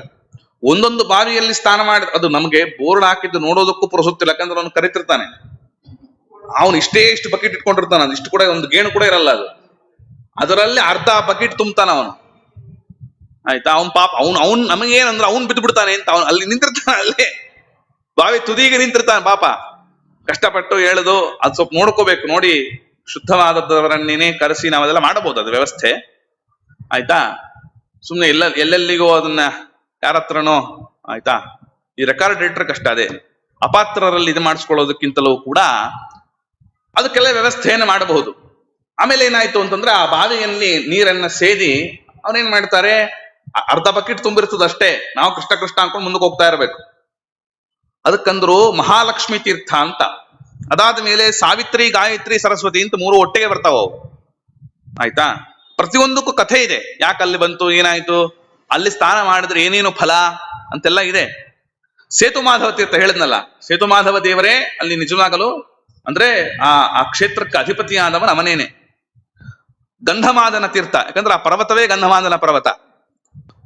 ಆಮೇಲೆ ಕವಚ ತೀರ್ಥ, ಗವಯ ತೀರ್ಥ ಅಂತ ಕರೀತಾರೆ. ಅದು ಗವಚ ಅಲ್ಲ, ಅದು ಗವಯ ಗವಾಕ್ಷ ತೀರ್ಥ. ಅದು ಈ ತಮಿಳಿನಲ್ಲಿ ಗವಾಕ್ಷನ್ ಕವಚ ಮಾಡ್ಬಿಟ್ಟಿದ್ದಾರೆ. ಗವಯ ಗವಾಕ್ಷ ತೀರ್ಥ ಅಂತ ಅವರು ಕಪಿಗಳು. ಅದು ರಾಮದೇವರು ಅಷ್ಟೂ ಕಪಿಗಳಿಗೋಸ್ಕರ ಅಂತ ರಾಮದೇವರೇ ಬಾಣದಿಂದ ತೀರ್ಥವನ್ನು ನಿರ್ಮಾಣ ಮಾಡಿದ್ದು ಅಂತ ಒಂದು ಕಥೆ ಇದೆ. ಆಯ್ತಾ? ನಳತೀರ್ಥ, ನೀಲತೀರ್ಥ ಇವರೇ. ಈ ನಳನೇನೆ ಮುಟ್ಟಿದ್ದೆಲ್ಲವೂ ಕೂಡ ತೇಲ್ತಾ ಇತ್ತು. ನಳ ಮತ್ತು ನೀಲ ಅಗ್ನಿ. ಶಂಖತೀರ್ಥ, ಚಕ್ರತೀರ್ಥ, ಬ್ರಹ್ಮಹತ್ಯಾ ವಿಮೋಚನ ತೀರ್ಥ ಅಂತ ಒಂದಿದೆ. ಬ್ರಹ್ಮಹತ್ಯಾ ವಿಮೋಚನ ತೀರ್ಥವನ್ನ ಸೃಷ್ಟಿ ಮಾಡಿದವನಿಗೆ ಬ್ರಹ್ಮಹತ್ಯೆ ಬರುತ್ತಾ? ಸೂರ್ಯತೀರ್ಥ, ಚಂದ್ರತೀರ್ಥ, ಗಂಗಾತೀರ್ಥ, ಯಮುನಾತೀರ್ಥ, ಗಯಾತೀರ್ಥ, ಶಿವತೀರ್ಥ, ಸತ್ಯಾಮೃತ ತೀರ್ಥ, ಸರ್ವತೀರ್ಥ, ಕೋಟಿ ತೀರ್ಥ, ಹೀಗೆ ಅನೇಕ ತೀರ್ಥಗಳು, 22 ಬಾವಿಗಳು. ಆ ತೀರ್ಥಗಳಲ್ಲೆಲ್ಲ, ಬಾವಿ ಅಂದ್ರೆ ನಮ್ಮ ಇಲ್ಲಿ ಲೋಕಲ್ ಬಾವಿಗಳ ತರ ಅಲ್ಲ, ಅದೆಲ್ಲ ಪ್ರತಿಯೊಂದು ತೀರ್ಥಗಳು ಅಂತ ಅರ್ಥ. ಅಲ್ಲಿ ಸ್ನಾನ ಮಾಡ್ಕೊಂಡು ಬರಬೇಕು ಅಂತ ಅದನ್ನು ತಿಳಿಸಿದರು. ಮುಂದಕ್ಕೆ ಅಲ್ಲೇ ಸೇತುಮಾಧವನ ಬಗ್ಗೆ ವಿಜಯಪ್ರಭುಗಳು ಒಂದೇ ಸುಂದರವಾದ ಚರಿತ್ರೆಯನ್ನ ಹೇಳ್ತಾರೆ. ಸೇತುಮಾಧವ ಬಹಳ ಚಂದ ಇದ್ದಾನೆ ನೋಡೋದಕ್ಕೆ. ಅಲ್ಲಿ ಏನಾಗತ್ತೆ ಗೊತ್ತಾ? ಸಮಸ್ಯೆ ಏನಾಗತ್ತೆ ಅಂದ್ರೆ, ಅಲ್ಲಿ ಅನುಭವತ್ ಹೇಳ್ತಾ ಇರೋದು, ಅಲ್ಲಿ ಸ್ನಾನ ಮಾಡ್ಕೊಂಡು ಬರ್ತಾ ಇರ್ತೀವಲ್ಲ, ಬಾವಿ ಸ್ನಾನ 22, 24 ಬಾವಿ ಸ್ನಾನ ಮಾಡ್ಕೊಂಡು ಬರ್ಬೇಕಾದ್ರೆ ಅವನು ತಳ್ತಿರ್ತಾನೆ. ಅಂದ್ರೆ ಆ ದೇವಸ್ಥಾನ ನೋಡುವಷ್ಟು ಪುರುಸೊತ್ತು ನಮಗಿರಲ್ಲ. ಅಲ್ಲಿ ದೇವಸ್ಥಾನ ಇದೆ ಅಂತ ನಮಗೆ ಗುರುತಿಸುವಷ್ಟರಲ್ಲಿ ನಾವು ಆಗ್ಲೇ ಆ ಪ್ರಮೈಸಸ್ ಬಿಟ್ಟು ಈ ಪ್ರಮೈಸಸ್ಗೆ ಎಂಟರ್ ಆಗಿರ್ತೀವಿ. ಅಂದ್ರೆ ರಾಮೇಶ್ವರ ರುದ್ರದೇವರ ದೇವಸ್ಥಾನದ ಆ ಪ್ರಾಕಾರಕ್ಕೆ ಎಂಟರ್ ಆಗ್ಬಿಟ್ಟಿರ್ತೀವಿ. ಅದು ಒಳಗೆ ಹೋಗಕ್ಕಾಗಲ್ಲ. ಮತ್ತೆ ಇಲ್ಲಿ ಬಂದ್ಮೇಲೆ ಅಲ್ಲಿಗೆ ಹೋಗಕ್ಕಾಗಲ್ಲ, ಅವನು ಇದಾಕ್ಬಿಟ್ಟಿರ್ತಾನೆ ಗೇಟ್. ನಮಗೆ ಹಂಗೆ ಆಯ್ತು. ಅಂದ್ರೆ ನಮಗೆ ದರ್ಶನ ಆಯ್ತು, ಅದು ಸ್ವಾಮಿಗಳ ಜೊತೆ ಹೋಗಿದ್ವಿ, ಆದ್ರಿಂದ ಸುಸೂತ್ರವಾಗಿ ಆಯ್ತು. ಬಹಳ ಚಂದದ ಮೂರ್ತಿ ಸೇತುಮಾಧವ ದೇವರು, ಬಹಳ ಚಂದ. ಬಿಂದು ಮಾಧವ ಹೇಗೆ ಇದ್ದಾನೆ ಕಾಶಿ ಕ್ಷೇತ್ರದಲ್ಲಿ, ಅಷ್ಟು ಸುಂದರವಾದ ಮೂರ್ತಿ ನಮ್ಮಪ್ಪ. ಅದರಿಂದ ಇಲ್ಲಂತಾರೆ, ಚಿತ್ರವಿದೇನೋ ಶತಪತ್ರ ನಯನ ಪಾವಿತ್ರ ನಾಮಕ ಶ್ರೀ ಕಳತ್ರ ಮುನಿಸ್ತೋತ್ರ ಸೂತ್ರಧಾರಕ ಲೋಕತ್ರಯ ವಂದಿತ ಪಾತ್ರರಿಗೆ ಸತ್ಪಾತ್ರ ತ್ರಿದಶ ಮಿತ್ರ ಶತ್ರು ಸಂಹಾರ ಭೀತಿ ಹೋತ್ರ. ಆಯ್ತಾ? ವಿಜಯ ವಿಠ್ಠಲರೇಯ ಸೇತುಮಾಧವ ಕ್ಷೇತ್ರದ ಅಧಿಪತಿ, ಈ ಕ್ಷೇತ್ರಕ್ಕೆ ಅವನೇ ಒಡೆಯ ಎಂಬುದಾಗಿ ಮನೋಹರ ಸುತ್ರಾಮ ವಂದ್ಯ ಅಂತ ಹೇಳ್ತಾರೆ ಒಂದು ತಾಳದಲ್ಲಿ. ಇನ್ನೊಂದು ತಾಳದಲ್ಲಿ ಚೆನ್ನಾಗಿದೆ, ಇದು ಕಥೆ ಚೆನ್ನಾಗಿದೆ. ವಿಜಯದಾಸರು ಮಾಡಿದ ಉಪಕಾರ ಏನು ಅಂದ್ರೆ, ಇವತ್ತು ಎಷ್ಟೋ ಪುರಾಣ ಭಾಗಗಳಲ್ಲಿ ಸಿಗದೇ ಇರುವ ಕಥೆಗಳನ್ನೆಲ್ಲ ಸಂಗ್ರಹ ಮಾಡಿಕೊಟ್ಟಿದ್ದಾರೆ. ಅಷ್ಟು ಉಪಕಾರ ಮಾಡಿದ್ದಾರೆ ವಿಜಯಪ್ರಭುಗಳು. ಅದಕ್ಕೆ ದಿನಾಗ್ಲೂ ಸ್ಮರಣೆ ಮಾಡ್ಬೇಕು ನಾವು. ವಿಜಯರಾಯರ ಸ್ಮರಣೆಯನ್ನ ಬೆಳಿಗ್ಗೆಯಿಂದ ಹಿಡಿದು ಯಾವಾಗ ನಮಗೆ ಸಮಯ ಆಗುತ್ತೋ ಆವಾಗ ವಿಜಯರಾಯರು ವಿಜಯರಾಯರು ವಿಜಯರಾಯರು ಅಂತ ಇರಬೇಕು. ಅಷ್ಟು ನಮ್ಮ ಮೇಲೆ ಕಾರುಣ್ಯವನ್ನು ತೋರಿದ ಮಹಾನುಭಾವರು. ಆದ್ರಿಂದ ವಿಜಯರಾಯರಂತಾರೆ, ಜಗದೇವನು ನೀನೆ, ಜಗನ ಮೋಹಿಸುವವನು ನೀನೆ, ಜಗತ್ತಿಗೆ ಒಡೆಯನಾದವನು ನೀನೆ ಹೇ ಸೇತುಮಾಧವ.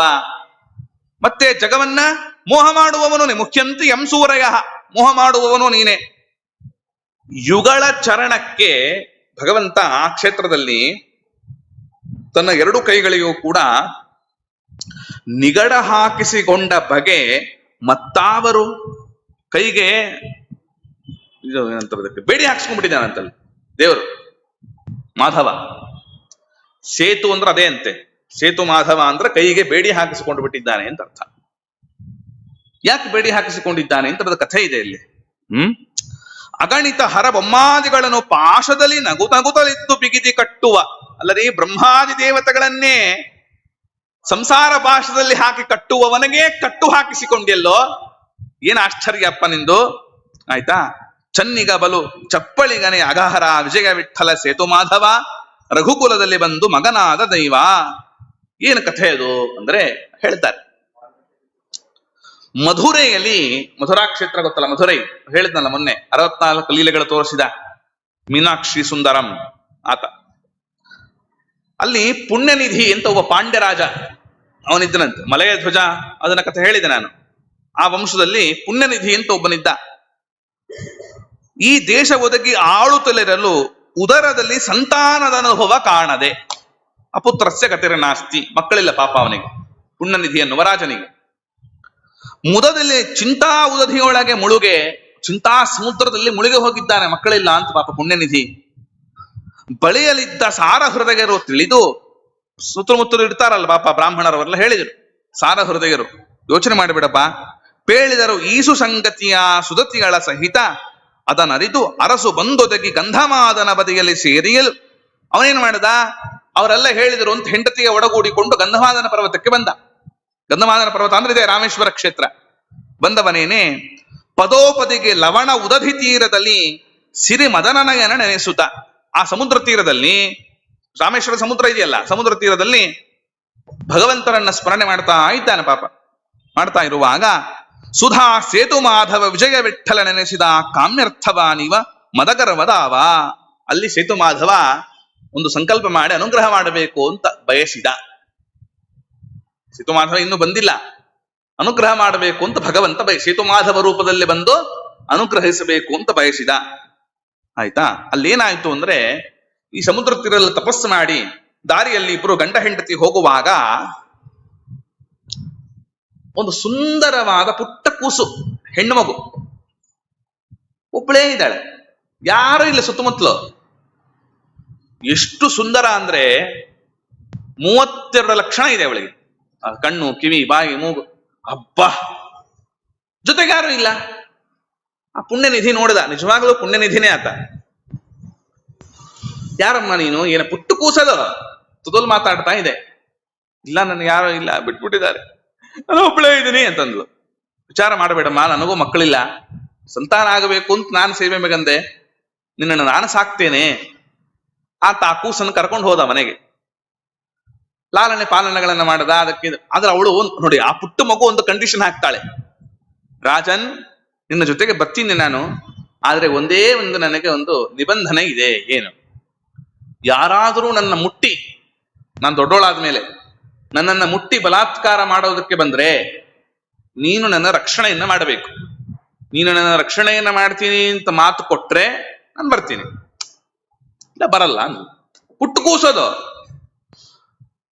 ಅಮ್ಮ ನಾನು ನೋಡ್ಕೋತೀನಮ್ಮ, ಮಗಳಾಗಿ ನೋಡ್ಕೊಳ್ತೇನೆ ಅಂತ ಮಾತು ಕೊಟ್ಟ ಮೇಲೆ ಇನ್ನೇನು, ಖಂಡಿತವಾಗ್ಲೂ ನೀನು ನೋಡ್ಕೊಳ್ತೇನೆ ಅಂತ ಕರ್ಕೊಂಡು ಹೋದ ಪಾಪ.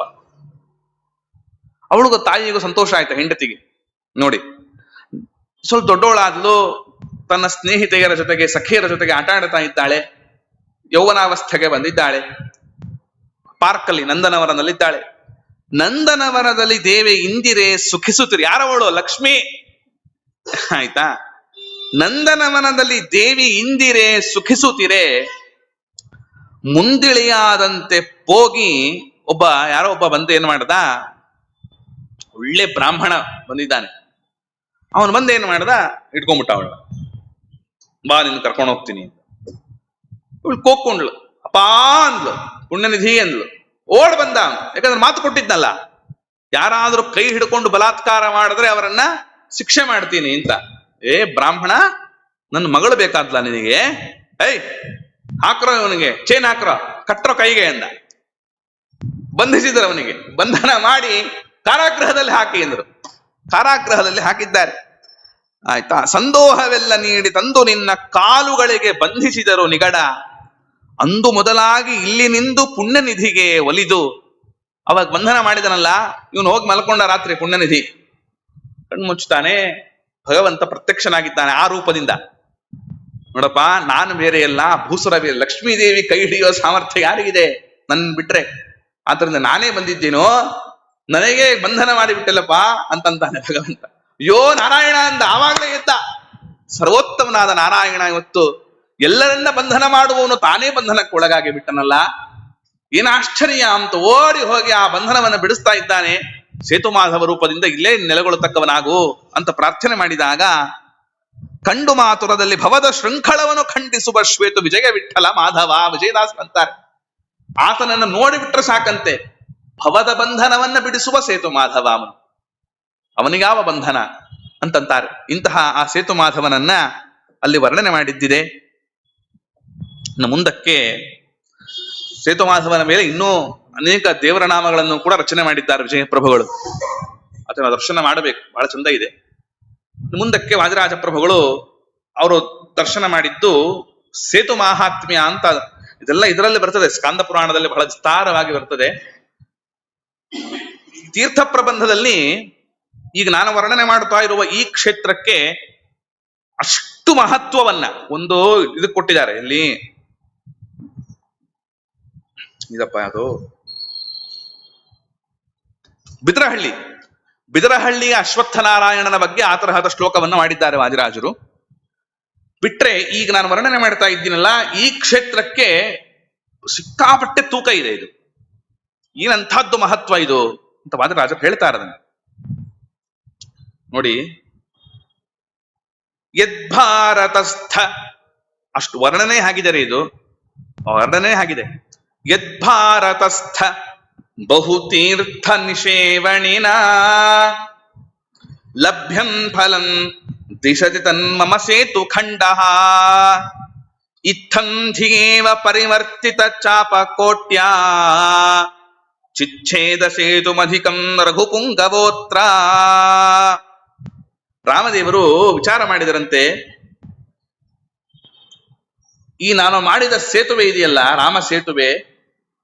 ರಾಮ ಸೇತುವೆಯ ಒಂದು ಭಾಗವನ್ನು ದರ್ಶನ ಮಾಡಿದರೇನೆ ಸಕಲ ಇಷ್ಟಾರ್ಥಗಳು ಈಡೇರ್ತಾ ಇರುವಾಗ ಇಷ್ಟು ದೊಡ್ಡ ಸೇತುವೆಯನ್ನ ಜನ ಯಾಕೆ ಪಾಪ ದರ್ಶನ ಮಾಡಕ್ಕೆ ಕಷ್ಟಪಡಬೇಕು? ಅದಕ್ಕೆ ಆ ಸೇತುವೆಯನ್ನ ತಾನೇ ಚಿಚ್ಛೇದ, ಕತ್ತರಿಸಿ ಹಾಕಿದ. ರಾಮದೇವರೇ ರಾಮ ಸೇತುವೆಯನ್ನ ಕತ್ತರಿಸಿದ್ದಾರೆ, ತುಂಡು ಮಾಡಿದ್ದಾರೆ. ಯಾಕೆ? ಇಷ್ಟೇ ಸಾಕು. ಈಗ ಅನ್ನ ಹುಳಿ, ಅನ್ನ ಸಾರು, ಮಂಡಿಗೆ ಇಷ್ಟಕ್ಕೆ ಹೊಟ್ಟೆ ತುಂಬ್ತಾ ಇರುವಾಗ, ಇಲ್ಲಪ್ಪ ಇನ್ನೊಂದು 25 ಹೋಳಿಗೆ ಹಾಕ್ತೀನಿ ನಿನಗೆ ಅಂದ್ರೆ, ಸಾಕೋ ಮಾರ, ಆಗಲ್ಲ ಅವನ ಕೈಲಿ, ಇಷ್ಟೇ ಸಾಕು. ಇಷ್ಟರಿಂದಲೇ ನಿನಗೆ ಹೊಟ್ಟೆ ತುಂಬುತ್ತಾ ಇರುವಾಗ ಮತ್ತೆ ಜಾಸ್ತಿ ಹಾಕ್ಬೇಕಿನ್ನ ಅಂತ ರಾಮದೇವರು ಏನ್ ಮಾಡಿದ್ರು? ಸೇತುವೆಯನ್ನ ಛೇದನ ಮಾಡಿದ್ರು. ಯಾವ ಕ್ಷೇತ್ರ ಅದು? ಧನುಷ್ಕೋಟಿ. ಅದಕ್ಕೆ ವಾದಿರಾಜರಂತಾರೆ, ಯದ್ಭಾರತಸ್ಥ ಬಹುತೀರ್ಥ ನಿಷೇವಣಿನ, ಇಡೀ ಭಾರತ ಭೂಮಿಯಲ್ಲಿ ಯಾವ ಯಾವ ತೀರ್ಥಗಳಿದೆಯೋ ಅಷ್ಟೂ ತೀರ್ಥಕ್ಷೇತ್ರಗಳಿಗೆ ಹೋಗಿ ಸೇವೆ ಮಾಡುವುದರಿಂದ ಯಾವ ಫಲ ಬರುವುದೋ ಆ ಫಲ ಲಭ್ಯಂ ಫಲಂ ದಿಶತಿ ತನ್ಮಮ ಸೇತು ಖಂಡಃ, ಸೇತುವೆಯನ್ನ ನೋಡಿದರೆ ಸಾಕು ಆ ಫಲ ಸಿಗ್ತದೆ ಅಂತಂತಾರೆ ವಾದಿರಾಜರು. ಅಂಥ ಅದ್ಭುತ ಕ್ಷೇತ್ರ ಅದು ಧನುಷ್ಕೋಟಿ. ಇಷ್ಟಕ್ಕೆ ಸಾಲಿಲ್ಲ, ವಾದಿರಾಜರ ವರ್ಣನೆ ಮಾಡ್ತಾರೆ ನೋಡಿ, ಅದ್ಭುತ ವರ್ಣನೆ ಇದು. ಜನ ನಾನಾ ದಾನಾಧ್ಯಯನ ಯಜನ ಪೂರ್ತ ವಿಧಿನ ವೃಥಾ ಖಿನ್ನ ದೈನ್ಯ ವೃಥಾ ಖಿನ್ನ ದೈನ್ಯಂ ಭಜತ ನಿಜ ನಿಶ್ರೇಯಸ ಕೃತೆ ಸುರಶ್ರೇಣಿ ಕ್ಷೋಣಿ ಸಕಲ ಸುಜನಾಭೀಷ್ಟ ಫಲದ ಧನುಷ್ಕೋಟಿ ಪೇಟಿ ಸುಕೃತ ಸುಧನಸ್ಯಾಸ್ತಿ ಮಹತಿ. ವಾದಿರಾಜರಂದ್ರು, ಏನ್ ದಾನ ಮಾಡ್ತೀರಪ್ಪ? ಭೂದಾನ ಮಾಡ್ತೀರಾ, ಗೋದಾನ ಮಾಡ್ತೀರಾ, ಕನ್ಯಾದಾನ ಮಾಡ್ತೀರಾ, ಏನ್ ದಾನ ಮಾಡ್ತೀರಾ?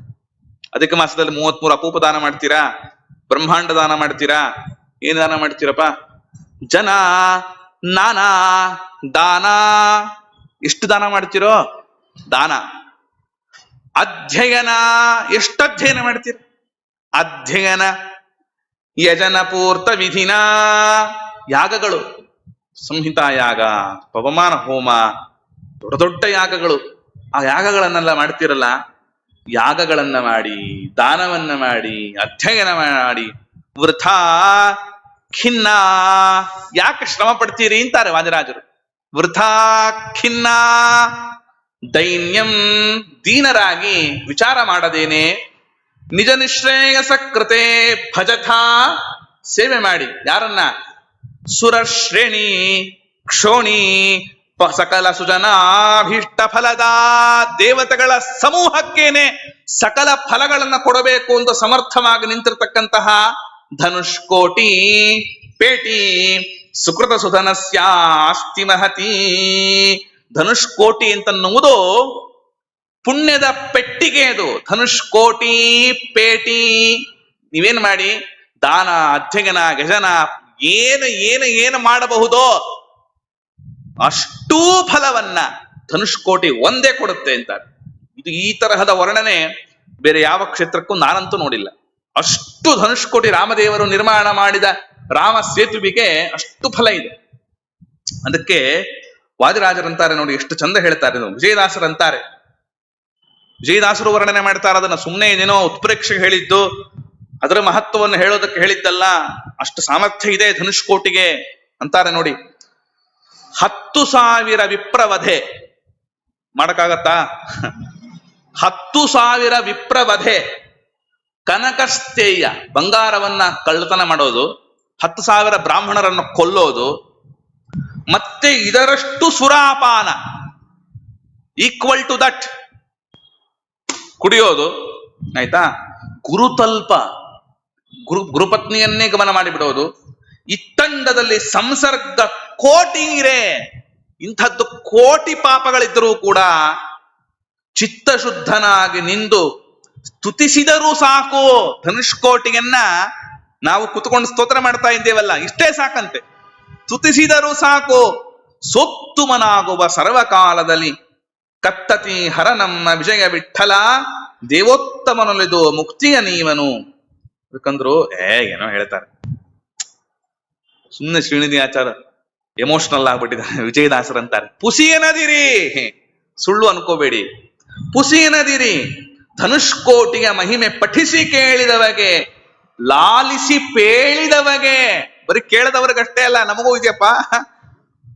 ಲಾಲಿಸಿ ಪೇಳಿದವರಿಗೆ ವಿಷಯಾದಿಗಳ ಮಹಾಪ್ರಸರ ಒಳಿದು ಯಮನ ಫಸಣೆಗೆ ತಪ್ಪಿಸಿ, ಯಮನ ಒಂದು ಬಾಧೆಯನ್ನು ಕೂಡ ತಪ್ಪಿಸಿ ಗತಿಗೇರಿಸುವುದು ಶುಭದಿಂದ.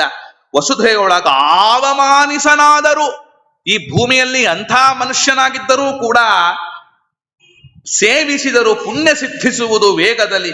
ಅಸುರ ವಿರೋಧಿ ರಾಮ ವಿಜಯ ವಿಠಲರೇಯ ಬೆಸರಾದ ಸೇತು ಬಂಧಿಸಿ ಶ್ರುತಿ ಸ್ಮೃತಿಗಳು ಅಂತ ಅದನ್ನ ವರ್ಣನೆ ಮಾಡಿದ್ದಿದೆ. ಅದಕ್ಕೆಂತಾರೆ ವಿಜಯ ಪ್ರಭುಗಳು, ಸೇತುವಿನ ಛೇದಿಸಿ, ಸೇತುವೆಯನ್ನು ರಾಮದೇವರೇನು ಮಾಡಿದ್ರು? ಛೇದನ ಮಾಡಿದ್ರು. ಮಾಡಿದವರೇನೆ 3 ಭಾಗವ ಮಾಡಿದಂತೆ. 3 ಭಾಗ ಮಾಡಿದ ರಾಮ ಸೇತುವೆಯನ್ನ. ಸುರ, ನಾರ, ದಾನವ, ಅದಕ್ಕೆ ಮಾಡಿದ. ವಿಜಯ ಪ್ರಭುಗಳು ಅಷ್ಟು ಪ್ರಿಸೈಸ್ ಹೇಳ್ತಾರೆ. ಸುರನರ ದಾನವವು ರಾತಗಳು ಮಿಂದು ಕೃತಾರ್ಥನಾಗುವುದಕ್ಕೆ ಸೀತಾರಾಮನು ಬಲು ಪ್ರೀತಿಯಲ್ಲಿ ಪ್ರಾತರ ಮಧ್ಯಾಹ್ನ ಸಾಯಂಕಾಲದ ಕಾಲಾತೀತಗೊಡದೆ ಬಲುಭಕುತಿಯಲ್ಲಿ ಜಾತ ಉತ್ತಮರಲ್ಲಿ ನಿತ್ಯ ನೈಮಿತ್ಯದ ಶಾಖದಲ್ಲಿ ಮಾಡಲು ಸರ್ವೋತ್ತಮನಾಥ ನಿಜಗುರು ಜಗನ್ನಾಥ ರಘುನಾಥ ವಿಜಯ ವಿಠಲ ಸೇತು ಯಾತ್ರೆಗೆ ಬರಲು ಪ್ರೀತಿ ಮಾಡುವನು ಅಂತ ಈ ಪ್ರಕಾರ ಅದನ್ನ ವರ್ಣನೆ ಮಾಡಿದ್ದಿದೆ. ಹೀಗೆ ಹೇಳ್ತಾ ಕೊನೆಗೆ ಜೊತೆಗೆಲ್ಲ ಹೇಳ್ತಾರೆ, ಮೊದಲು ನರರು, ಆ ಭಾಗ ಮಾಡಿದಾರಲ್ಲ ಅದರಲ್ಲಿ ಮೊದಲು ನರರು, ಮಧ್ಯ ದೇವ, ಅಂತ್ಯ ಧನುಜರು, ತ್ರಿವಿಧ ಮಾಡಿದ ರಾಮ ವಿಜಯ ವಿಠಲ ಮೊಲಿದು. ಮೊದಲು ಯಾರು ಕೊಟ್ಬಿಟ? ಸಾಕು ನಿನಗೆ ಅಷ್ಟು ನೋಡು, ಮೊದಲ ಭಾಗವನ್ನು ನೋಡಿ ನೀವು ಅಂತ ನಮಗ್ ಬಿಟ್ಟಿದ್ದಾನೆ. ಮಧ್ಯ ಭಾಗವನ್ನ ಅದು ಹತ್ರ, ಲಂಕಾಗ ಹತ್ರ ಅಲ್ಲ, ಕೊನೆಯದನ್ನ ದಾನವರಿಗೆ ಕೊಟ್ಟ. ಈ ತರಹದ 3 ವಿಭಾಗವನ್ನ ರಾಮದೇವರು ಮಾಡಿ ಪರಮ ಕಾರುಣ್ಯವನ್ನು ತೋರಿಸಿದ್ದಾರೆ ಅಂತ ಆ ವರ್ಣನೆಯನ್ನ ಮಾಡುತ್ತಾ, ಈ ರಾಮದೇವರು ಅವರ ಪಾದವನ್ನ ವರ್ಣನೆ ಮಾಡುತ್ತಾರೆ. ಯಾಕಂದ್ರೆ ಆ ಸೇತುವೆ ನಿರ್ಮಾಣ ಮಾಡಿ ಅದನ್ನೆಲ್ಲ ಕತ್ತರಿಸಿ ಎಲ್ಲ ಮಾಡಿದನಲ್ಲ, ಈ ಪಾದದ ವರ್ಣನೆಯನ್ನ ಮಾಡಿ ಮಾತ್ರ ಮಾಡಿ ಇವತ್ತು ಪರಿಸಮಾಪ್ತಿಗೊಳಿಸ್ತೇನೆ. ಮುಂದೆ ತಾಮ್ರಪರ್ಣಿ ನದಿ ಬಗ್ಗೆ ಬರ್ತದೆ, ಇರಲಿ. ಚಂದದ ವರ್ಣನೆ ವಾದಿರಾಜರದ್ದು. ಎಂಥದ್ದು ರಾಮದೇವರ ಪಾದಗಳು! ಪಾತಿವ್ರತ್ಯ, ಯಾರದು? ಅಹಲ್ಯಾದೇವಿ. ಪಾತಿವ್ರತ್ಯ ಪರೀಕ್ಷಯಾಖ್ಯಲನಾ ದೋಷಾಂಕುರಚ್ಛೇದನಂ ಪಾಷಾಣೀಕೃತ ಗೌತಮಾರ್ಯವನಿತಾ ವಿಜ್ಞಾನದಾನಕ್ಷಮಂ ಸಾಮ್ರಾಜ್ಯೋಚಿತ ಭೋಗ್ಯ ಭೋಗ ವಿರಸಂ ಶ್ರೀರಾಮ ತಿಂಘ್ರಿಂ ಶ್ರಯೇ ನೈರ್ಮಲ್ಯಾಯ ನಿರಂತರ ಸ್ಮೃತಿ ಕೃತೆ ವೈರಾಗ್ಯ ಭಾಗ್ಯಾಯ ಚ. ಹೇ ರಾಮ, ಮಹಾನ್ ಪತಿವ್ರತೆ ಅಂತ ಕರೆಸಿಕೊಂಡ ಅಹಲ್ಯಾದೇವಿಯ ಪಾತಿವ್ರತ್ಯದ ಪರೀಕ್ಷೆಗೋಸ್ಕರವಾಗಿ ಅವಳನ್ನು ನೀನು ಪಾಷಾಣೀಕೃತ, ಆಯ್ತಾ? ಆ ಅಹಲ್ಯೆಯ ದೋಷದ ಮೊಳಕೆ, ದೋಷಾಂಕುರಚ್ಛೇದನ, ದೋಷದ ಮೊಳಕೆಯನ್ನೇ ಕತ್ತರಿಸಿ ಹಾಕಿದ ಪಾದಗಳು ಹೇ ರಾಮ ನಿನ್ನದು. ಎಂಥ ಪಾದ ರಾಮದೇವರ ಪಾದ, ಆಯ್ತಾ? ಇನ್ನೆಂಥದ್ದು? ಪಾಷಾಣೀಕೃತ ಗೌತಮಾರ್ಯವನಿತಾ, ಕಲ್ಲಿನಂತೆ ಮಾಡಲ್ಪಟ್ಟ ಆ ಅಹಲ್ಯೆಯೇನಿದ್ದಾಳಲ್ಲ, ಆ ಕಲ್ಲಿಗೆ ಜ್ಞಾನವನ್ನ ಕೊಟ್ಟ ಪಾದ. ಅಂದ್ರೆ ಜಡವನ್ನು ಅದನ್ನ ಉದ್ಧಾರ ಮಾಡಿ ಜ್ಞಾನದಂತೆ ಮಾಡತಕ್ಕಂತಹ ಸಾಮರ್ಥ್ಯ ರಾಮದೇವರ ಪಾದಗಳಿಗಿದೆ. ಒಂದು ಕಲ್ಲು ನೀರಿನಲ್ಲಿ ಬಿದ್ರೆ ಜಗತ್ತೇ ಅದನ್ನ ವಂದನೆ ಮಾಡುವಂತೆ ಆಗತ್ತೆ. ಯಾವುದು? ಚಕ್ರಾಂಕಿತ. ಚಕ್ರತೀರ್ಥಸ್ಯ ಮಹಿಮಾ ವರ್ಣಿತುಂ ಕೇನ ಶಕ್ಯತೆ ಅಂತಾರೆ ವಾದಿರಾಜ. ಶಿಲಾಮಪಿ ಇವತ್ತು ಯಾವ ಶಿಲೆ ಆ ಚಕ್ರತೀರ್ಥದಲ್ಲಿ ಬಿದ್ದ ಮಾತ್ರಕ್ಕೇನೆ ವಿಶ್ವವಂದಿತವಾಗ್ತಾ ಇದೆಯಲ್ಲ, ಅಷ್ಟು ಚಕ್ರಗಳದರಲ್ಲಿ ಮೂಡ್ತಾ ಇದೆಯಲ್ಲ. ಅಂದ್ರೆ ಆ ರಾಮದೇವರ ಪಾದಗಳಿಂದ ಹೇಗಿರಬೇಡ. ಪಾಷಾಣೀಕೃತ ಗೌತಮಾರ್ಗ ವನಿತ ವಿಜ್ಞಾನ ದಾನಕ್ಷಮಂ, ವಿಜ್ಞಾನವನ್ನ ದಾನ ಮಾಡುವುದರಲ್ಲಿ ಸಮರ್ಥವಾದದ್ದು ರಾಮದೇವರ ಪಾದಗಳು. ಮತ್ತಿನ್ನೆಂಥದ್ದು ಅಂತ ಹೇಳಿದ್ರು, ಸಾಮ್ರಾಜ್ಯೋಚಿತ ಭೋಗ್ಯ ಭೋಗ ವಿರಸಂ ಶ್ರೀರಾಮ ತಿಂಘ್ರಿಂ ಶ್ರಯೇ. ಸಾಮ್ರಾಜ್ಯವನ್ನೇ ಕೊಡ್ತೇನೆ ಅಂತಂದಾಗ ಅದರ ಭೋಗದಲ್ಲಿ ಆಸಕ್ತಿಯನ್ನು ತೊರೆದ ಪಾದಗಳು. ಪಟ್ಟಾಭಿಷೇಕವನ್ನ ಮಾಡ್ತೇವೆ ಅಂತ ಇನ್ನೇನು ಎಲ್ಲಾ ಸಿದ್ಧತೆ ಆಗೋಗಿದ್ದಾರೆ, ಇನ್ನೇನು ನಾಳೆ ಆಗಬೇಕು. ಏನು ಇಡೀ ಅಯೋಧ್ಯ ನಗರ ನಳನಳಿಸ್ತಾ ಇದೆ, ತೋರಣಗಳನ್ನ ಕಟ್ಟಿದ್ದಾರೆ, ವೈಭವ. ಮಂಥರೆ ಬಂದಲ್ಲಪ್ಪ, ಏನಿದೆ ವೈಭವ ಅಂತ ಕೇಳ್ತಾಳೆ ಇವಳು. ಏನ್ ನಡೀತಾ ಇದೆ ಇಲ್ಲಿ? ಓಹೋ, ರಾಮನ ಪಟ್ಟಾಭಿಷೇಕವಾ? ಕೈಕೇಯಿಯ ಮನೆಯಲ್ಲಿ ಅಂದ್ಲು. ಫಸ್ಟ್ ಕೈಕೇಯಿಯ ಮನೆಗೆ ಹೋಗಿ, ಆಯ್ತಾ, ಅವಳಿಗೆ ದುಷ್ಟ ಬುದ್ಧಿಯನ್ನು ತುಂಬಿದಳಲ್ಲ ಮಂಥರೆ. ಆಗ ರಾಮದೇವರು ಏನ್ ಮಾಡಬೇಕು? ನಾವಾದ್ರೆ ಏನ್ ಮಾಡ್ತಿದ್ವಿ? ನಮಗೆ ಮರುದಿನ ಇದ್ರೆ ನಮಗೆ ವಿಲ್ ನಮ್ಮ ಹೆಸರಲ್ಲಿ ಸೈನ್ ಆಗುತ್ತೆ, ಇಡೀ ಆಸ್ತಿ 25 ಲಕ್ಷ, ಆಯ್ತಾ, ಆಸ್ತಿ ಬರುತ್ತೆ. ಬೆಳಿಗ್ಗೆ ಇದ್ರೆ ಸೈನ್ ಆಗತ್ತಪ್ಪ ರಿಜಿಸ್ಟರ್ ಆಫೀಸಲ್ಲಿ.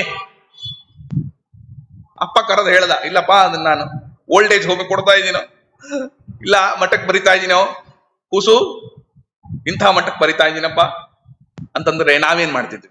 ಅಪ್ಪ ಅಂತ ನೋಡ್ತಿದ್ವಾ ನಾವು? ಆಯ್ತಾ, ಇಂಥ ಪಾಪಗಳು ನಾವೆಲ್ಲ ಅಂತ. ಹಾಗಲ್ಲ, ರಾಮದೇವರು ಏನ್ ಮಾಡಿದ್ರು? ಮರುದಿನ ಪಟ್ಟಾಭಿಷೇಕ ಆಗಬೇಕಾದ ದಶರಥ ಮಹಾರಾಜ ಕರೀತಾ ಇದ್ದಾನೆ, ಕೂಸು ಕಾಡಿಗೆ ಹೋಗ್ಬೇಕು. ನಾವು ಹೇಳಿಕ್ಕೆ ಬಾಯಿಲ್ಲ ಅಂತಂತಾರೆ ದಶರಥ. ಆ ಮಾತುಗಳನ್ನು ನೋಡ್ಬೇಕು ಅಯೋಧ್ಯ ಕಾಂಡದ್ರಲ್ಲಿ, ವಾಲ್ಮೀಕಿ ರಾಮಾಯಣದಲ್ಲಿ ಚಂದದ ವರ್ಣನೆ. ಆದರೂ ರಾಮದೇವರು ಏನ್ ಮಾಡಿದ್ರು? ಅಪ್ಪ ವಿಚಾರ ಮಾಡಬೇಡ, ಕೈಕೇಯಿ ಪ್ರೀತಿ ಹೇತೋ, ಕೈಕೇಯಿಯ ಪ್ರೀತಿಗೋಸ್ಕರವಾಗಿ ಮಾತು ಕೊಟ್ಟಿದ್ದೀಯಲ್ಲಪ್ಪ ನೀನು, ನಾನು ಖಂಡಿತ ಹೋಗ್ತೇನೆ ಅಂತ ವನವಾಸಕ್ಕೆ ಹೋದ್ರಲ್ಲ. ಆ ಪಾದಗಳು ಬರಿಗಾಲಲ್ಲಿ ಹೋಯ್ತಲ್ಲ. ವಲ್ಕಲಿ ಕೇವಲ ಒಂದು ವಲ್ಕಲ ಧಾರಣೆಯನ್ನ, ನಾರುಮಡಿಯನ್ನ ಉಟ್ಟುಕೊಂಡು ಬರಿಗಾಲಲ್ಲಿ ಹೋಗ್ತಕ್ಕಂಥದ್ದಾಯ್ತು ಆ ಕೋಮಲವಾದ ಪಾದಗಳು. ಅಂದ್ರೆ ಆ ಪಾದಗಳಿಗೆ ಇದನ್ನ ಯಾಕೆ ನಾವು ಚಿಂತನೆ ಮಾಡಬೇಕು ಗೊತ್ತಾ? ನಮಗೂ ವೈರಾಗ್ಯ ಬರಲಿ ಅಂತ. ರಾಮದೇವ್ರಿಗೂ ವೈರಾಗ್ಯ ಬರಲಿ ಅಂತಲ್ಲ, ರಾಮದೇವ್ರಿಗೆ ಆತಂಗೆ ಏನಾಗಬೇಕಾಗಿದೆ? ಅನಂತ ಕಲ್ಯಾಣ ಗುಣ ಪರಿಪೂರ್ಣನಾದವನು ನಮ್ಮ ಸ್ವಾಮಿ. ಆ ತರಹದ ಚಿಂತನೆಯನ್ನ ರಾಮದೇವರ ಪಾದಗಳಲ್ಲಿದೆ ಅಂತ ನಾವು ಚಿಂತನೆ ಮಾಡಿದಾಗ ಆ ಗುಣಗಳು ನಮ್ಮಲ್ಲೇ ಬರುತ್ತೆ ಅಂತ ಅರ್ಥ. ಅದಕ್ಕಂತಾರೆ ಸಾಮ್ರಾಜ್ಯೋಚಿತ ಭೋಗ್ಯ ಭೋಗ ವಿರಸಂ ಶ್ರೀರಾಮ ತೆಂಘ್ರಿಂ ಶ್ರಯೇ. ಅಂತಹ ಪಾದಗಳನ್ನು ನಾನು ಆಶ್ರಯಿಸ್ತೇನಪ್ಪ. ಯಾತಕ್ಕೋಸ್ಕರ? ನೈರ್ಮಲ್ಯಾಯ, ಅದನ್ನು ಹೇಳ್ತಾರೆ ವಾದಿರಾಜು. ನೈರ್ಮಲ್ಯಾಯ ನಿರಂತರ ಸ್ಮೃತಿ ಕೃತೆ. ಹೀಗೆ ರಾಮದೇವರ ಪದಕಮಲಗಳನ್ನು ನಾವು ಆಶ್ರಯಿಸಿದರೆ ನಮ್ಮ ಮನಸ್ಸೂ ಕೂಡ ನಿರ್ಮಲವಾಗುತ್ತೆ. ಜೊತೆಗೆ ನಿರಂತರ ಸ್ಮೃತಿ ಕೃತೆ, ಯಾವಾಗಲೂ ಭಗವಂತನ ನಾಮಸ್ಮರಣೆ, ಭಗವಂತನ ಧ್ಯಾನ ನಮ್ಮ ಸ್ಮೃತಿಯಲ್ಲಿ ಇರುವುದಕ್ಕೆ ಅದು ಕಾರಣವಾಗತ್ತೆ. ಯಾವುದು? ರಾಮದೇವರ ಈ ತರಹದ ಪಾದಗಳನ್ನು ಚಿಂತನೆ ಮಾಡಿದರೆ. ನಿರಂತರ ಸ್ಮೃತಿ ಕೃತೆ ವೈರಾಗ್ಯ ಭಾಗ್ಯಾಯ ಚ, ವೈರಾಗ್ಯ ಭಾಗ್ಯಕ್ಕೂ ಕೂಡ ಇದು ಕಾರಣವಾಗುತ್ತೆ ರಾಮದೇವರ ಪಾದಗಳು. ಆಯ್ತಾ? ಇಂತಹ ಆ ರಾಮದೇವರನ್ನು ಕೂಡ ವರ್ಣನೆ ಮಾಡಿ ಇನ್ನು ಮುಂದಕ್ಕೆ ರಾಮದೇವರನ್ನೇ ಸ್ತೋತ್ರ ಮಾಡುತ್ತಾರೆ. ಇಡೀ ಸಮಗ್ರ ರಾಮದೇವರನ್ನು ವರ್ಣನೆ ಮಾಡುತ್ತಾರೆ. ಕಪಿಕಟಕ ಧುರೀಣ, ಕಾರ್ಮುಕನ್ಯಸ್ತ ಬಾಣ, ಕ್ಷಪಿತ ದಿತಿಜ ಸೈನ್ಯ, ಕ್ಷತ್ರಿಯೇಶ್ವಗ್ರಗಣ್ಯ, ಜಲಧಿ ರಚಿತ ಸೇತು, ಜಾನಕಿ ತೋಷ ಹೇತು, ಪಥಿ ಪಥಿ ಗುಣ ಸಾಂದ್ರ, ಪಾತುಮಾಂ ರಾಮಚಂದ್ರ ಎಂಬುದಾಗಿ ಆ ರಾಮದೇವರನ್ನ ವರ್ಣನೆ ಮಾಡಿದ್ದಿದೆ ಈ ಶ್ಲೋಕದಲ್ಲಿ. ಈ ಶ್ಲೋಕವನ್ನ ಪ್ರತಿನಿತ್ಯ ಮನೆಯಿಂದ ಹೊರಗೆ ಹೋಗುವಾಗ ಈ ಶ್ಲೋಕವನ್ನ ಪಾರಾಯಣ ಮಾಡಿಕೊಂಡು ಹೋಗಬೇಕು ಅಂತ ಒಂದು ಸಂಪ್ರದಾಯ. ಅಂದ್ರೆ ಯಾವ ರೀತಿಯಾದ ಬಾಧೆಗಳು, ಚಿಕ್ಕ ಸ್ತೋತ್ರ, ರಾಮದೇವರನ್ನು ವರ್ಣನೆ ಮಾಡುವ ಸ್ತೋತ್ರ. ಆ ರಾಮದೇವರು ಯಾವಾಗಲೂ ನಮಗೆ ರಕ್ಷಕರಾಗಿರ್ತಾರೆ. ಪಥಿ ಪಥಿ ಅಂತ ಹೇಳಿದ್ದಾರಲ್ಲ, ಪಥಿ ಪಥಿ ಅಂದ್ರೆ ಹೆಜ್ಜೆ ಹೆಜ್ಜೆಗೂ ನಮ್ಮ ರಕ್ಷಕನಾಗಿ ಇರಲಿ ನಮ್ಮ ರಾಮ ಅಂತ ಸ್ತೋತ್ರದ ಒಂದು ಚಿಂತನೆ ಇದೆ. ಇದರ ವಿವರಣೆಯನ್ನು ಕೂಡ ನೋಡ್ತಾ ಮುಂದೆ ತಾಮ್ರಪರ್ಣಿ ನದಿ ಅಂತ ವರ್ಣನೆ ಮಾಡಿಬಿಟ್ರೆ ಬರೀ ತಾಮ್ರಪರ್ಣಿ ಅಂತಲ್ಲ, ತಾಮ್ರಪರ್ಣಿ ತೀರದಲ್ಲಿ ನವತಿರುಪತಿ ಕ್ಷೇತ್ರ ಅಂತಿದೆ. ಅದ್ಭುತ ಇದೆ ಇದು. ಒಂದೊಂದು ಕ್ಷೇತ್ರ ಒಂದೊಂದು ವರ್ಣನೆ. ವಿಜಯದಾಸರದನ್ನ ಅಂತಾರೆ ಪಂಚತಿರುಪತಿ ಅಂತ ಒಂದು ವರ್ಣನೆ ಮಾಡಿ ಸುಳಾದಿ ಬರೆದಿದ್ದಾರೆ ವಿಜಯದಾಸರು. ನವತಿರುಪತಿ ಅಂತ ಒಂದು ಸುಳಾದಿ ಮಾಡಿದ್ದಾರೆ. ಆಯ್ತಾ? ಆದ್ದರಿಂದ ಆ ತೀರ್ಥ ಪ್ರಬಂಧದ ಜೊತೆಗೆ ವಿಜಯದಾಸರು ಮಾಡಿದ ತೀರ್ಥಕ್ಷೇತ್ರದ ಸುಳಾದಿಗಳನ್ನು ಕೂಡ ಇಲ್ಲಿ ನಾವು ಚಿಂತನೆ ಮಾಡ್ಕೊಂಡು ಬರ್ತಾ ಇದ್ದೇವೆ ಇಷ್ಟು ದಿನಗಳಿಂದ. ಆದ್ದರಿಂದ ಮುಂದಿನ ಹಂತದಲ್ಲಿ ಅಂದ್ರೆ ಮುಂದಿನ ಭಾಗದಲ್ಲಿ ಯಾವಾಗ ಮತ್ತೆ ಸೇರ್ತೇವೋ ಪ್ರಾಯ ಆವಾಗ ಮಂಗಲ ಆಗಬಹುದು ಅಂತ ಅನಿಸ್ತದೆ. ಅಂದ್ರೆ ತೀರ್ಥ ಪ್ರಬಂಧ ಪೂರ್ತಿ ಪರಿಸಮಾಪ್ತಿ ಆಗಬಹುದು ಅಂತ ಅನಿಸ್ತದೆ. ಅಂತೂ ಇನ್ನೂ ಒಂದು ಕಂತು ಬೇಕಾಗಬಹುದು ಅಂತ ಅಂದುಕೊಂಡು ಆ ತಾಮ್ರಪರ್ಣಿ ನದಿ ತೀರಸ್ಥವಾಗಿರತಕ್ಕಂತಹ ನವತಿರುಪತಿ ಕ್ಷೇತ್ರದ ಮಹಿಮೆ, ಮಹೇಂದ್ರ ಪರ್ವತದ ಮಹಿಮೆ, ಆಮೇಲೆ ಮುಂದೆ ಅನಂತಶಯನ ಅಂದ್ರೆ ಕೊನೆಯದದು. ವಾದರಾಜರು ವರ್ಣನೆ ಮಾಡಿದ್ರೆ ಕೊನೆಯ ಕ್ಷೇತ್ರ ಯಾವುದು ಅಂದ್ರೆ ಅನಂತಶಯನ. ಆ ಅನಂತಶಯನನ ವರ್ಣನೆ, ಆ ಅನಂತಶಯನನ ವರ್ಣನೆ ಮಾಡುವಾಗಲೇನೆ ವಲ್ಕಲ ಜನಾರ್ದನ, ಇಲ್ಲಿ ರಾಜರು ಹೇಳಿಲ್ಲ ಅದನ್ನ, ವರ್ಕಲ ಜನಾರ್ದನ ಅದರ ಬಗ್ಗೆನೂ ಹೇಳಬೇಕು ಅಂತಿದೆ ನನಗೆ. ಯಾಕಂದ್ರೆ ವಿಜಯದಾಸರು ಸುಳಾದಿ ಮಾಡಿದ್ದಾರೆ ಆ ವರ್ಕಲ ಜನಾರ್ದನ ಕ್ಷೇತ್ರದ ಬಗ್ಗೆ. ರಾಘವೇಂದ್ರ ವಿಜಯದಲ್ಲಿ ರಾಯರು ಕೂಡ ಅಲ್ಲೆಲ್ಲ ಸಂಚಾರ ಮಾಡಿದ್ದಿದೆ.